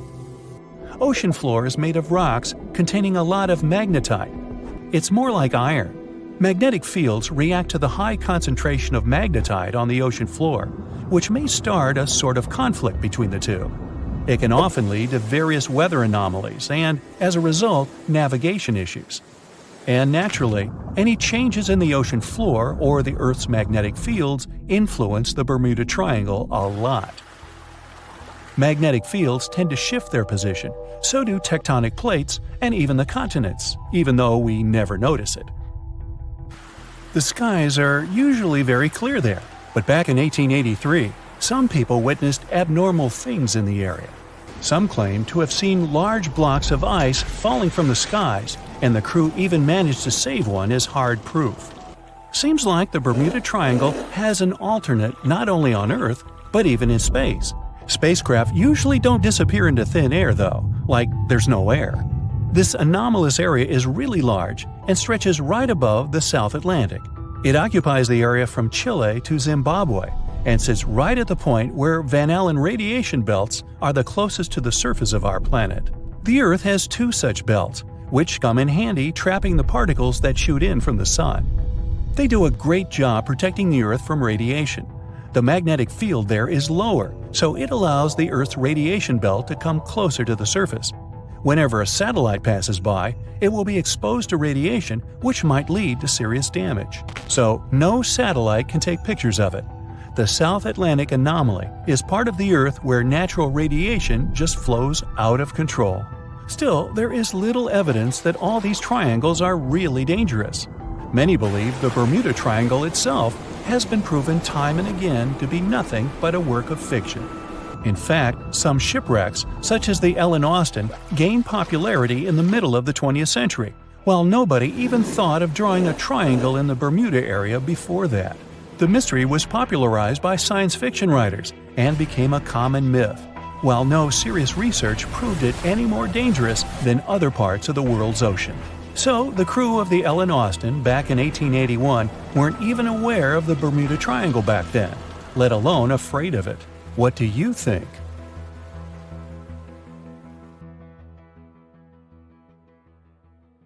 April 1912 marked one of the most terrible tragedies in the history of the world. The most unsinkable vessel, the pinnacle of engineering at that time, the huge Titanic, sank. On that dark, moonless night, the ship had many chances to save its passengers. There was another ship just a few miles away that could have saved the Titanic, but it didn't. It wasn't a phantom ship, and it's not some legend or a theory. This is a documented reality. There are records and witnesses' statements confirming this. But why didn't this ship help? Let's find out what happened that night by looking at these events from 3 different points of view. Let's start with the Titanic version. 11:30 p.m. The moon hides behind black clouds. Visibility is bad. Everything is calm on the Titanic. Under the captain's guidance, the communications operator stays in touch with the mainland through the radio. At this moment, some stranger breaks into the frequency, interrupting the operator's communication. It's unclear what this strange man wants and what he's talking about. The operator doesn't try to figure it out. He shouts at the guy, demanding him to disconnect. The connection is interrupted. At 11:40 p.m., the Titanic crashes into an iceberg. The ice breaks the hull. Water begins to flood the lower decks. Nobody is panicking yet. 20 minutes later, at midnight, the ship's crew sends a distress signal through the radio frequency. Few people understand how bad the situation really is. After 20 minutes, at 12:20 a.m., they start lowering lifeboats with passengers. At 12:25 a.m., they receive a response to the distress signal. This is RMS Carpathia. Their captain reports they're already sailing at maximum speed towards the Titanic. But the problem is that the crash site is 58 miles away. This means Carpathia will only be here in 4 hours. At 12:45 a.m., the sinking ship's crew release rockets into the air. These flares are one of the main reasons for the terrible fate of many passengers, but more on that later. 90 minutes later, the Titanic's deck breaks and the ship dives underwater. At 4:10 a.m., the Carpathia finally arrives at the shipwreck location. The crew members make heroic efforts to save all the people. They take 705 survivors on board. At this moment, another ship appears. It's SS Californian. The Carpathia sails towards the New York coast with all the people. The Californian floats in search of passengers and finds nothing but wreckage. The ship was only a few miles away while the Titanic sank into the icy water. The Californian could have saved these people, but did nothing. Its captain, Stanley Lord, made one of the most terrible acts that a sailor can allow. He didn't help a sinking ship. When the world found out about all this, they detested Captain Lord. They couldn't bring charges against him, and the trial didn't punish him. But his career was ruined entirely, as no other ship company would hire him. Despite this, he never confessed he had been guilty. Before he passed away, the captain said it hadn't been his fault. If this was true, then what happened there? This brings us to the Californian version. It's the night of April 14th. The Californian is sailing in the cold waters of the North Atlantic. The ship gets into a section with a lot of icebergs. At 10:10 p.m., Captain Lord stops the ship. It's too dangerous to move around this area, as they can damage the hull. At 11 p.m., the ship starts drifting. It's impossible to move in such conditions with such poor visibility.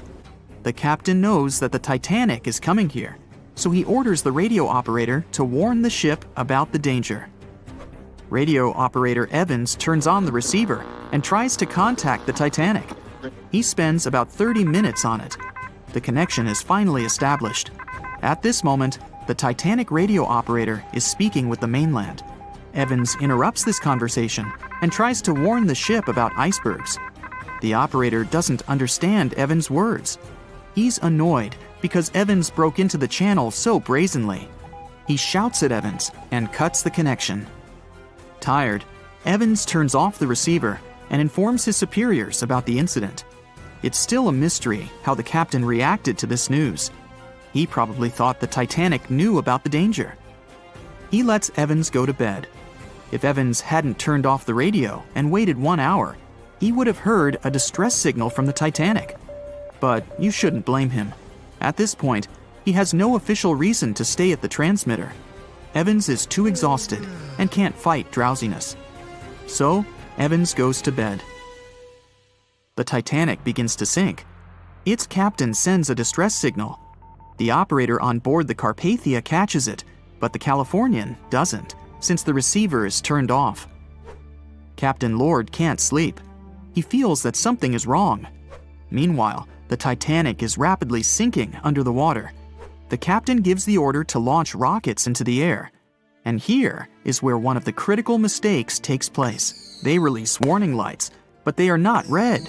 The crew forgot to take red rockets on board for some reason, so they lit up the sky with a bright white light.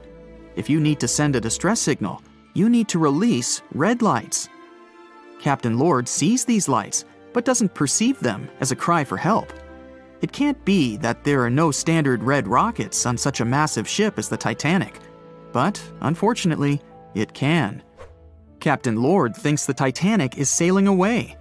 Perhaps there is some unknown reason behind those white lights, but he doesn't really know. So, Captain Lord has no idea that the Titanic is sinking. He still decides to contact the ship, but this time, not through radio communication. Captain Lord doesn't wake up the radio operator and sends a signal to the Titanic through a signal lamp. It's important to understand that many old-school captains didn't take radio communication seriously. They didn't understand the value of this technology. That's why Captain Lord doesn't wake up Evans.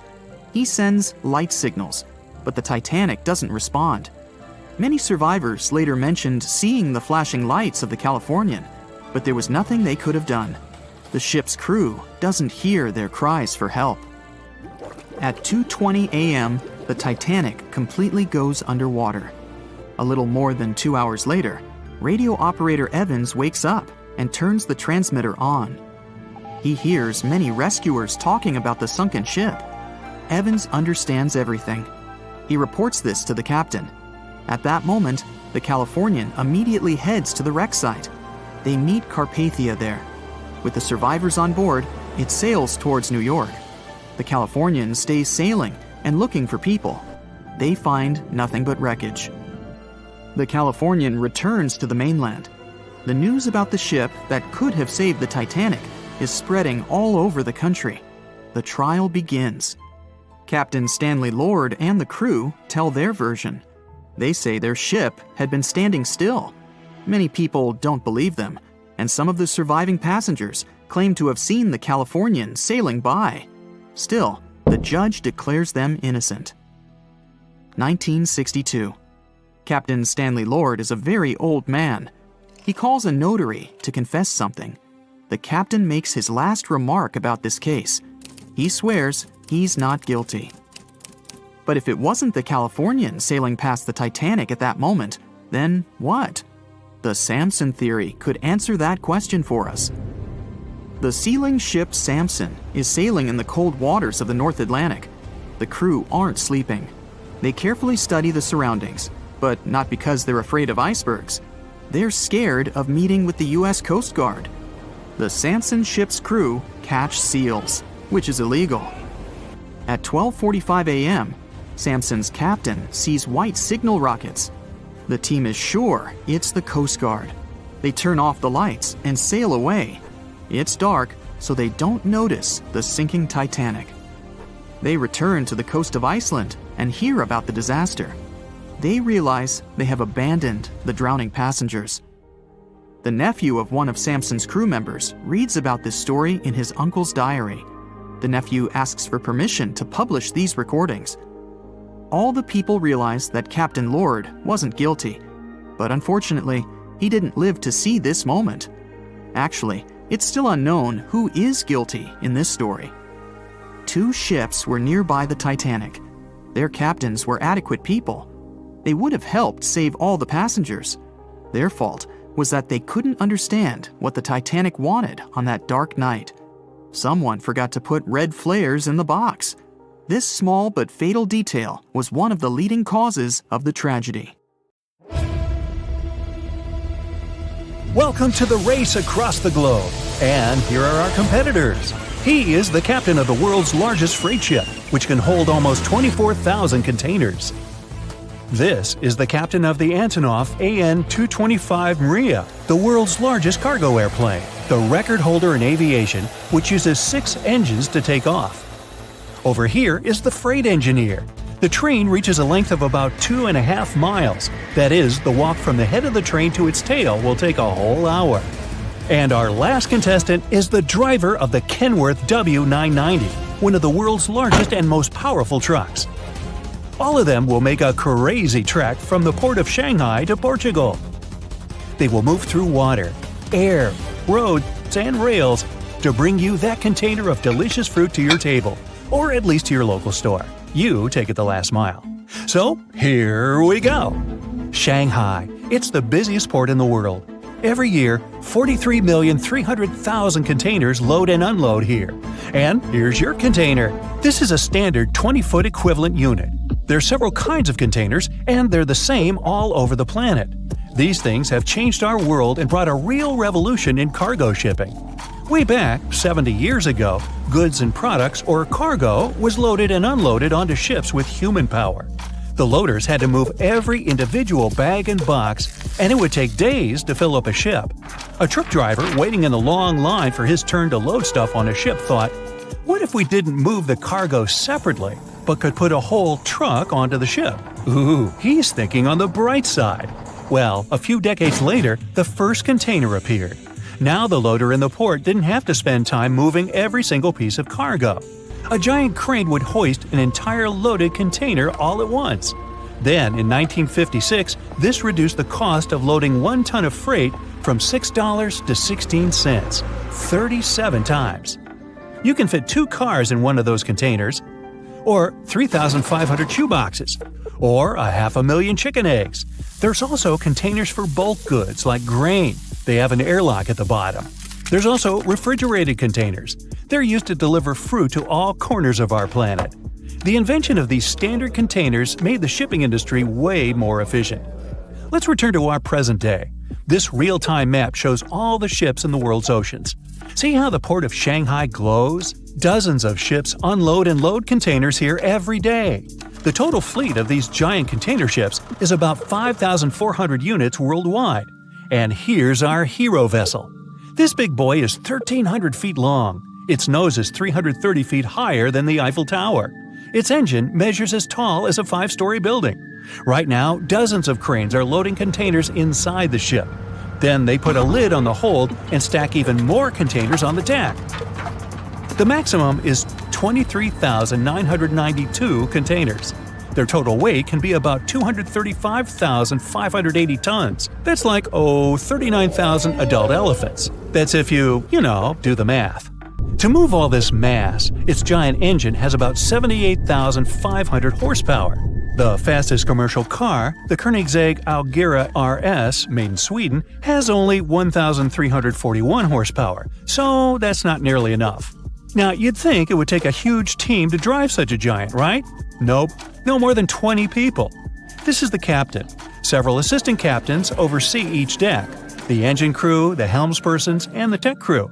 And the most important people on the ship? The cook and his assistant. Hey, you gotta keep that crew happy, right?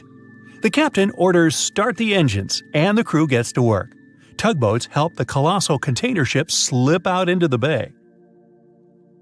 Meanwhile, we're loading the world's largest cargo airplane at Shanghai Airport, AN-225 Mira. Check this out. The first flight of the Wright brothers airplane was shorter than the size of this plane's cargo compartment. Wow. Its fuselage is as long as the height of a 15-story building, and the wingspan is as wide as 6 school buses are long. This plane was originally designed to launch spaceships from the air. It would take off from the runway, carrying the spaceship on its back. Here, we load the plane through the front. The nose of the aircraft rises, opening the cargo hold. At the same time, the airplane squats on its landing gear. The largest airplane in the world can take no more than 7 20-foot containers into the cargo area. The nose closes, and the pilot gives the crew the cue to get going. Usually, even the largest commercial airliners are flown by only 2 people, but the AN-225 Mira needs a 6-person crew: a commander, co-pilot, 2 flight engineers, a navigator, and a radio operator. No cook, huh? Whatever. It's time to start all 6 engines. Each of them generates 12,500 horsepower at liftoff. The airplane accelerates more and more, and at last, all 32 wheels come off the runway.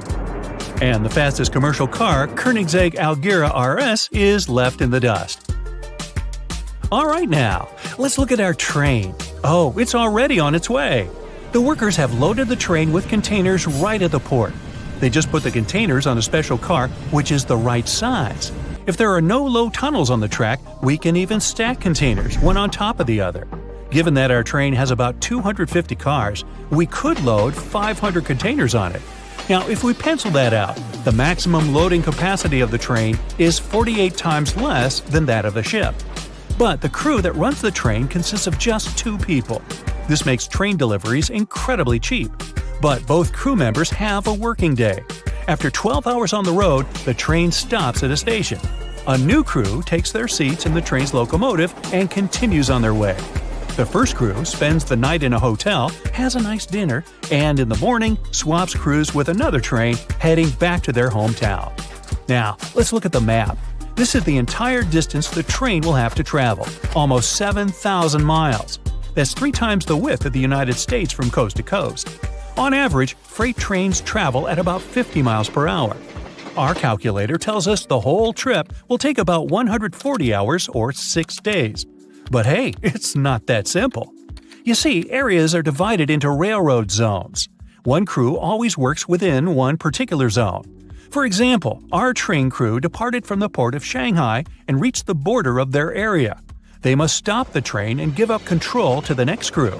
So, the travel time for the train will depend on the speed of the transfers and the number of stops. So what about our truck? Back at the Shanghai port, the truck got its container very quickly. It pulled up to the loading area, and a big crane gently dropped the container on it directly from the ship. Done. Much faster than a plane or a train. From this point on, its journey began. The truck's route will be about the same as the train's. The average speed of the truck is about 60 miles per hour. If driving non-stop, the journey would take 5 days. But one driver can only work a certain number of hours. A working day lasts 14 hours, of which the truck can only drive 9. When he has reached his limit, the truck driver must find a suitable place to rest and recuperate. You've probably seen the trucker parking lots along the highway. They look like big gas stations. Here, the driver can always take a shower and eat. The driver will sleep right in the truck. The Kenworth W990 has a special place for this right behind the driver's cab. And there's not only a bed there, no, there's separate air conditioning, windows, lights, and several compartments for personal belongings. There's a refrigerator to store groceries and a microwave to heat food. The driver can eat at the folding table and even watch TV, everything to make the driver feel at home. So when one driver has reached its limit of 9 hours and his workday is over, he has to rest for the remaining 10 hours until tomorrow. In this case, he'll cover a maximum of 540 miles per day.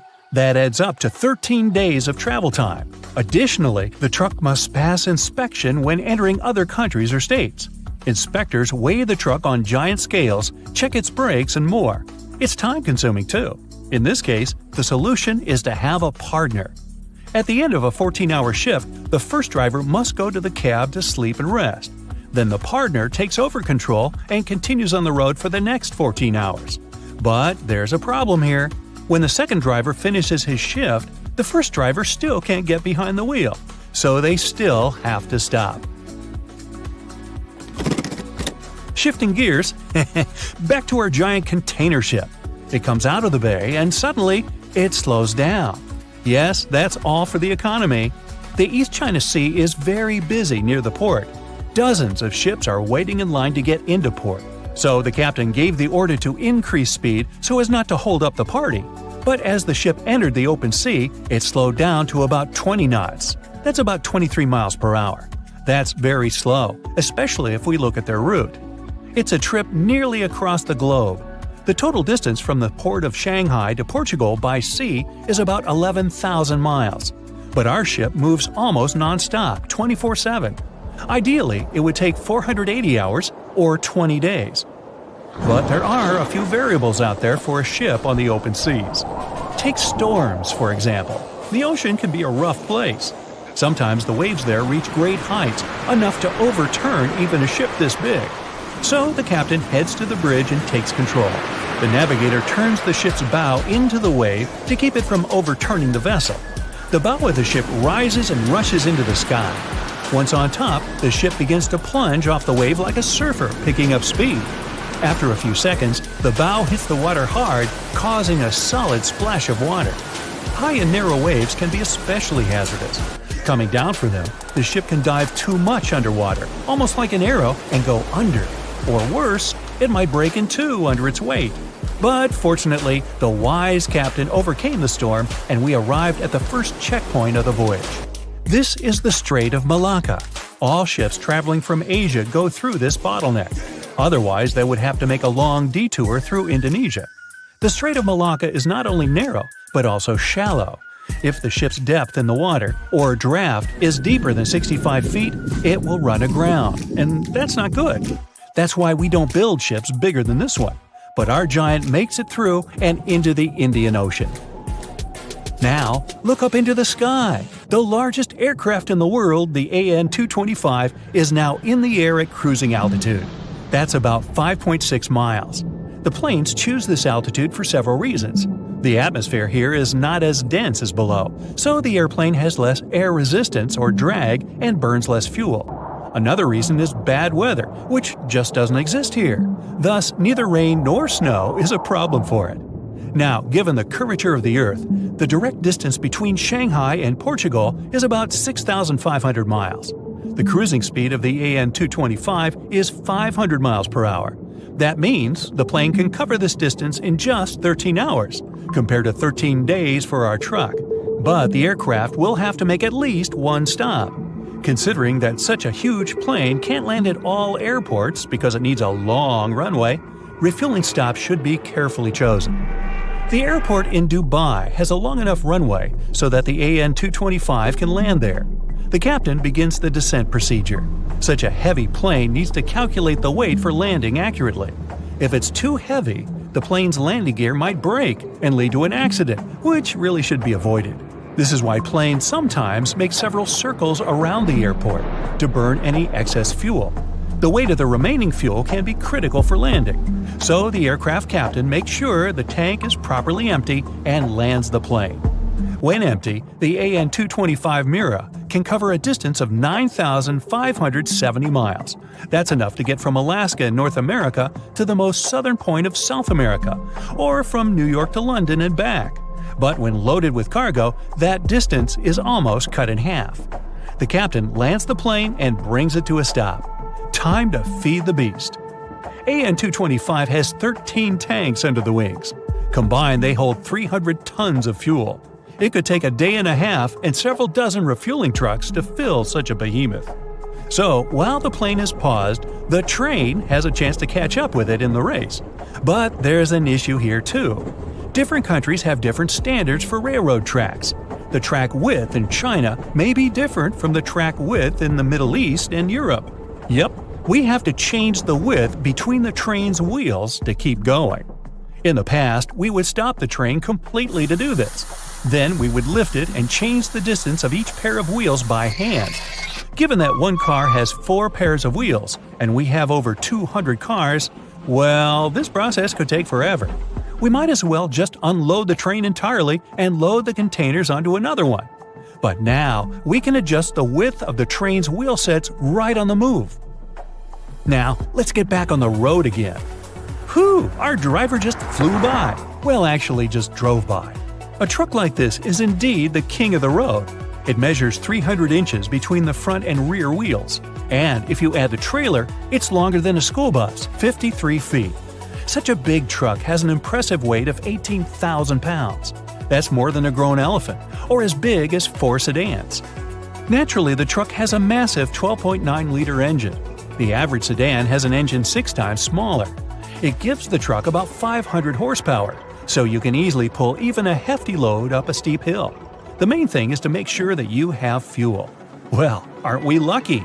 The Kenworth W990 has a huge 225-gallon fuel tank. That's 20 times bigger than an average passenger car has, or even that Koenigsegg Algira RS.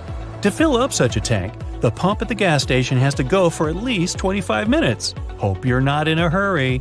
But this truck is pretty efficient. It can go 6.5 miles burning 1 gallon of fuel, so a full tank will allow the truck to make a trip of almost 1,500 miles. Hey, you can cross the United States from coast to coast with just one stop to refuel. On our 7,000-mile route from Shanghai to Portugal, the truck driver will have to make 5 refueling stops. Meanwhile, back at sea, the captain of the largest container ship in the world looks through binoculars and sees land. The crew has reached one of the busiest waterways in the world, the Suez Canal. It's a narrow strip of water that connects the Red Sea and the Mediterranean. It's the shortest route from Asia to Europe. If it were not for the canal, the ships would have to go around all of Africa, adding another 5,000 miles and consuming tons of fuel and lots more days. Now, an alternative ocean route is through the North Sea, but commercial cargo ships use it only in the summer when the ice is melted and there's a lower risk sailing. At colder times of the year, ships need the help of icebreakers. These are large, powerful ships whose sole purpose is to plow through the ice, clearing the way for cargo ships. But icebreaker services are very expensive, which drastically increases the delivery cost. Now, getting through the Suez Canal is not that easy. You can look at the sea traffic in real time. There are dozens and hundreds of ships lined up to go through it. The canal is about 250 feet wide. That means our ship can go through it with a small margin. But our cargo is too heavy, and the ship could run aground. In this case, the ships that work for the Suez Canal come to the rescue. Some of the containers are reloaded onto them. Our ship becomes lighter and no longer runs aground. The captain receives a message that it's his ship's turn. Tugboats help the giant container ship move through the narrow canal. The ship must navigate 100 miles in a narrow canal to reach the Mediterranean Sea. Other ships are moving from Europe to Asia and moving toward it through the canal. There are special places where the canal widens for the boats to bypass each other. There is also a recently built parallel canal. It's wider and it allows larger ships to go through there, and it even allows ships to go both ways. On average, the passage through the canal takes about 14 hours. In one day, the Suez Canal can pass about 50 ships. Hundreds of other vessels on both sides of the canal have to wait in line. The ship's captain keeps a close eye on the passage through the canal. Even the slightest mistake can lead to a massive pileup. In March 2021, one of the largest container ships in the world, blocked the Suez Canal. It was carrying about 18,000 containers. Strong winds blew the ship off course as it passed through the canal. The ship's bow ran aground on one side of the canal. Its stern was then blown sideways, beaching on the opposite side. So, this one ship completely blocked the passage from Asia to Europe in both directions. As they say, wanna get away? Well, for several days, 14 tugboats tried unsuccessfully to move the giant ship. Then the excavators began to dig out the sand under the ship's bow. Their goal was to deepen the bottom of the canal so the boat could float again. Every minute counted. Meanwhile, more and more ships were bumper to bumper in the Mediterranean and Red Seas.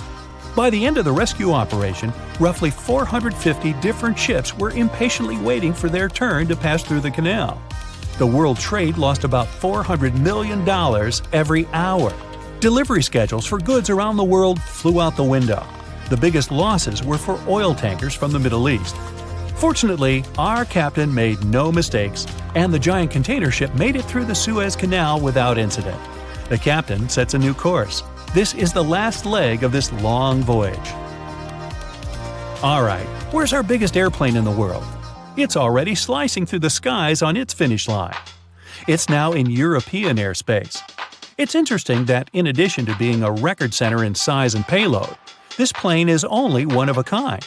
The first flight of this giant took place in 1988. Although 34 years old, it's still going strong and does its job. It was recently certified to continue flying until at least 2033. It's one of the few planes that have unusual tail fins. It's split.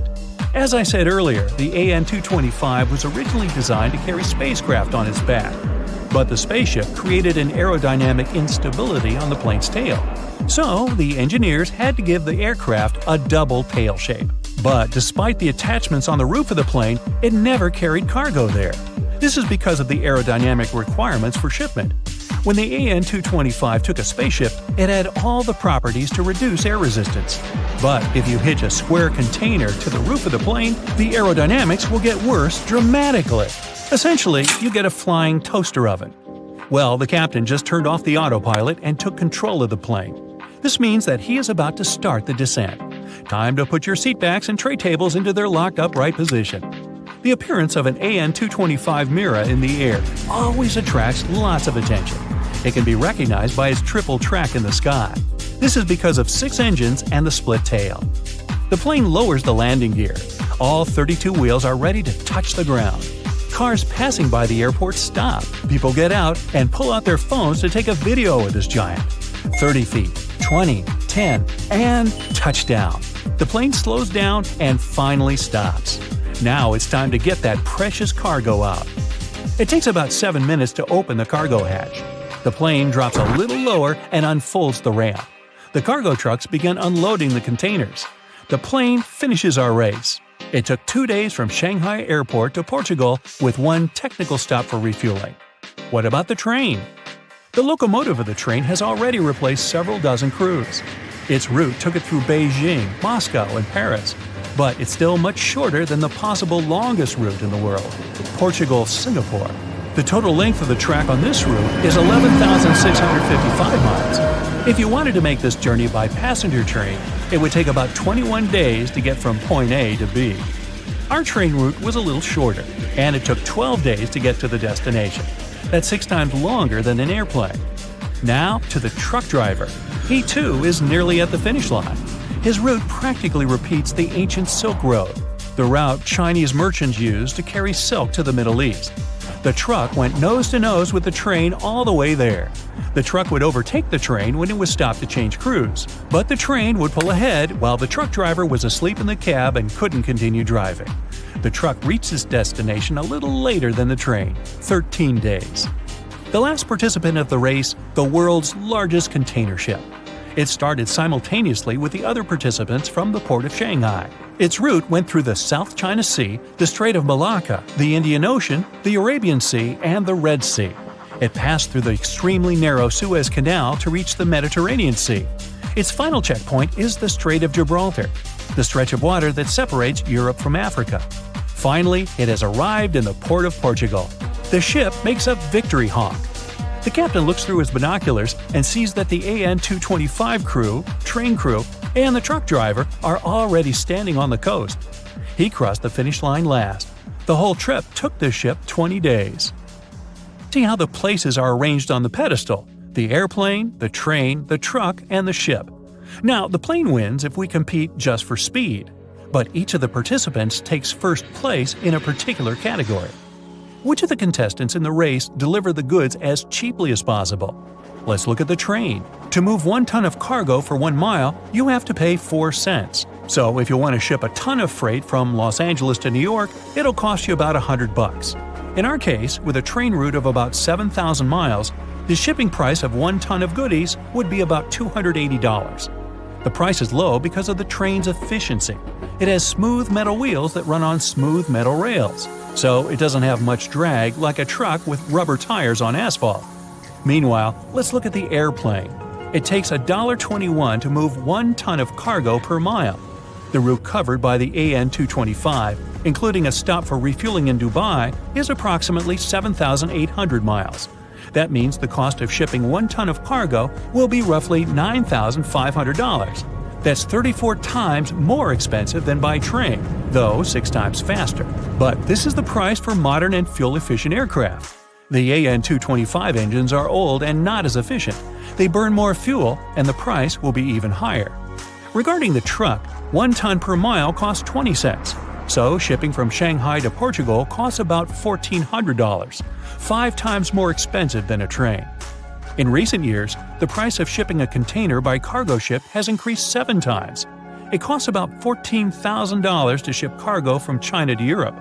Prices have gone up so much because of the container shortage. Internet commerce is growing fast, and so is the need for consistent shipments across the globe. We just don't have enough containers to meet those needs, but we expect the price of ocean shipping to drop by 2023. So the shipping method should always be chosen carefully. An airplane is best for delivering expensive goods that are needed urgently. The train is perfect for a large volume of goods, which at the same time is cheap. We primarily use trains to move containers from seaports to distribution points farther inland. The main advantage of trucks is their mobility.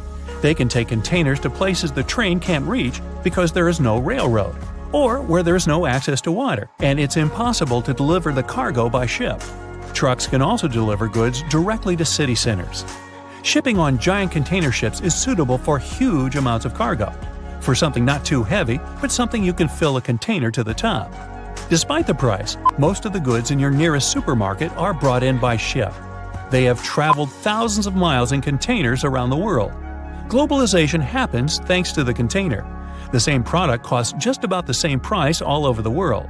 People in different parts of the planet can wear the same sneakers and eat the same fruit because, a while back, someone invented a way to transport stuff we all like to buy in universal containers. Giant container ships are responsible for much of the global trade. Thanks to them, you receive your orders from overseas, sooner or later. But they do have a problem just like any mechanical vessel. They tend to break down.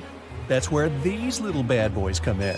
Tugboats are meant to help any stranded vessel that either lost power or sustained any technical or physical damage. Besides being salvage vessels, tugboats also help guide ships when they dock. Since these ships are massive, underline, they require little tugboats to survey the surroundings and help them navigate to dock properly. They also serve as firefighting boats in case a fire breaks loose in the ship. Many of these cargo ships already have a system to stop fires, but tugboats provide extra help in case the fire gets out of control. Many cargo ships pass through below-zero regions like the Arctic and face plenty of obstacles, or icicles. Tugboats to the rescue again! They can make the first move by breaking the ice so that the vehicle can pass through without damaging itself or delaying its course. They also help large ships move through narrow areas. On March 23, 2021, the Ever Given, one of the largest container ships in the world, got stuck in the Suez Canal for 6 days. It froze global shipping of almost $10 billion of trade in a day. The Suez Canal is one of the most important routes for trading, but happens to be quite narrow for its purpose. To put that into perspective, It's like the Empire State Building getting lodged in the middle of a busy freeway. So, if you were wondering why your delivery was late during that month, it's probably because of that incident. The bottom of the ship nearly touched the floor of the canal. In the early morning of March 23rd, the weather was acting up. It was getting worse and worse, with the wind picking up to around 45 miles per hour. Those were some terrible weather conditions for navigation. That should have been the first red flag, but the Canal Authority didn't have a system for monitoring weather conditions or warning ships about them. The captain, Krishnan Kantavel, ignored the signs and decided just to go with it, not knowing the perils and the consequences ahead. The Egyptian pilots that were assisting with the navigation failed to provide proper instructions. As a result, the ship became jammed diagonally, essentially blocking the whole canal. The canal authorities didn't provide tugboats for some reason, which is why it was stuck for 6 days. Things were so bad, they had to bring excavation diggers to remove some land for the ship to properly turn back to normal. So, these little tuggers are really important for world trading to work. The vessels are getting bigger and bigger, with the world depending on import and export more than ever. They're built for going long distances rather than maneuvering in tight spaces and corners. The tugboats are surrounded by a material that won't scratch or damage the vessel, kind of like bumper cars at the carnival. They can either push or pull. But one thing's for sure, more than one is needed to help a ship get back on its aquatic feet. Ships don't have a lot of water passing over the rudder for them to turn quickly, and they risk damaging the engine if they push it too hard. They can either tow it directly or indirectly. The tug is pulling the vessel either in front of it or from side to side. They can also push it from one side to another. These tiny boats are like ants compared to giant ships. Their success secret is that they're floating on the water, which means there's no solid foundation for them to struggle. As a result, pushing and pulling is easy. Many newer tugboats have 2 large diesel-powered engines. There are also some electric models which are good for the environment and still do their job well. Shipping boats in general are better for the environment than trucks and planes, but are slower. Shipping vessels mainly carry food, clothing, electronics, furniture, and my stuff. The biggest ship can carry the Eiffel Tower on its back like it's no big deal, although getting it over to the ship would be. They're 1,000 times more powerful than a regular car. If all the containers in the world were arranged in a pile, it would cover half the planet. If you ever walked on a beach in the 90s and saw what appeared to be a rubber ducky, you weren't dreaming. In 1992, a shipping crate holding 28,000 rubber ducks was lost at sea while journeying from Hong Kong to the U.S. They say it fell off the ship and has been around the world's oceans for more than 20 years. What seemed like a horrible accident that would leave dire consequences for the world's marine ecosystem proved to also be helpful for us to learn and understand the world of plastic pollution and how the ocean currents work. These ducks seem to have had quite the journey when they broke free from their container life. Some reports showed they got washed up on the shores of Alaska, South America, Hawaii, Pacific Northwest, Scotland, Australia, and even froze in the Arctic. Rather than making their way to thousands of bathrooms in the U.S., they went rogue and backpacked around the world to see what else lies beyond tiled walls and bubble baths. Many were collected and removed from the seas and oceans, while some are still out there. There are around 2,000 of these duckies circulating in the currents of the North Pacific Gyre. In case you were wondering, that's a place where the currents meet and whirl with one another between Japan, Alaska, Kodiak, and the Aleutian Islands. They've even created a website to track these ducks down with a contact form that lets people inform of one or many ducks they find across the world. But who knows? Maybe we'll never recover every single duck that was lost at sea at the time. This is just one incident out of many. Studies show that at least 2,000 to 10,000 shipping containers are lost at sea every year. Many containers that do slip off and fall into the sea don't always sink to the bottom. They're floaters. On the downside, they don't float high enough to become colorful islands that are easy to notice. They float like icebergs, with just the top of the container showing, which means that any passing ship or boat won't see it from above. If they pass through it, then significant damage can happen to the ship. They can't stay floating forever, so they end up sinking after many days of being suspended in the open water. Some people have even seen shipping containers washed up on shore after being stranded at sea. These bad boys have been made to last for a very long time. If you take proper care of them, the life expectancy of each container can stretch for more than 20 years. It's pretty amazing that they travel all over the world and are filled and refilled with new items many times. They go through all sorts of weather conditions and have to survive in different climates. Many modern houses are made out of retired shipping containers designed with a nice aesthetic touch. Shipping container houses provide the exact same living conditions, except they look cool. Besides looking cool, they're economically friendly compared to regular houses. You can save plenty of money with the structure pretty much halfway done. All that's needed is just a little foundation and a few adjustments here and there, and boom, you've got yourself a house. You're also doing the world a favor by contributing to the environment. Those homes are recycled containers that have just been refurbished and polished for anyone to live in. They're good enough to live in freezing conditions and scorching weather. The industry is booming, so you can have your new home delivered to you within 10 weeks. You can customize it before they build it for you. It's easy to transport since it's not heavy, it's just bulky. You can predict your cost without the surprise payments that might follow. Many of these containers start their journey in a steel yard and travel all over the world. And in the end, they retire in a nice piece of land and host families that will get to be a part of their history. Wow, I can hardly contain myself.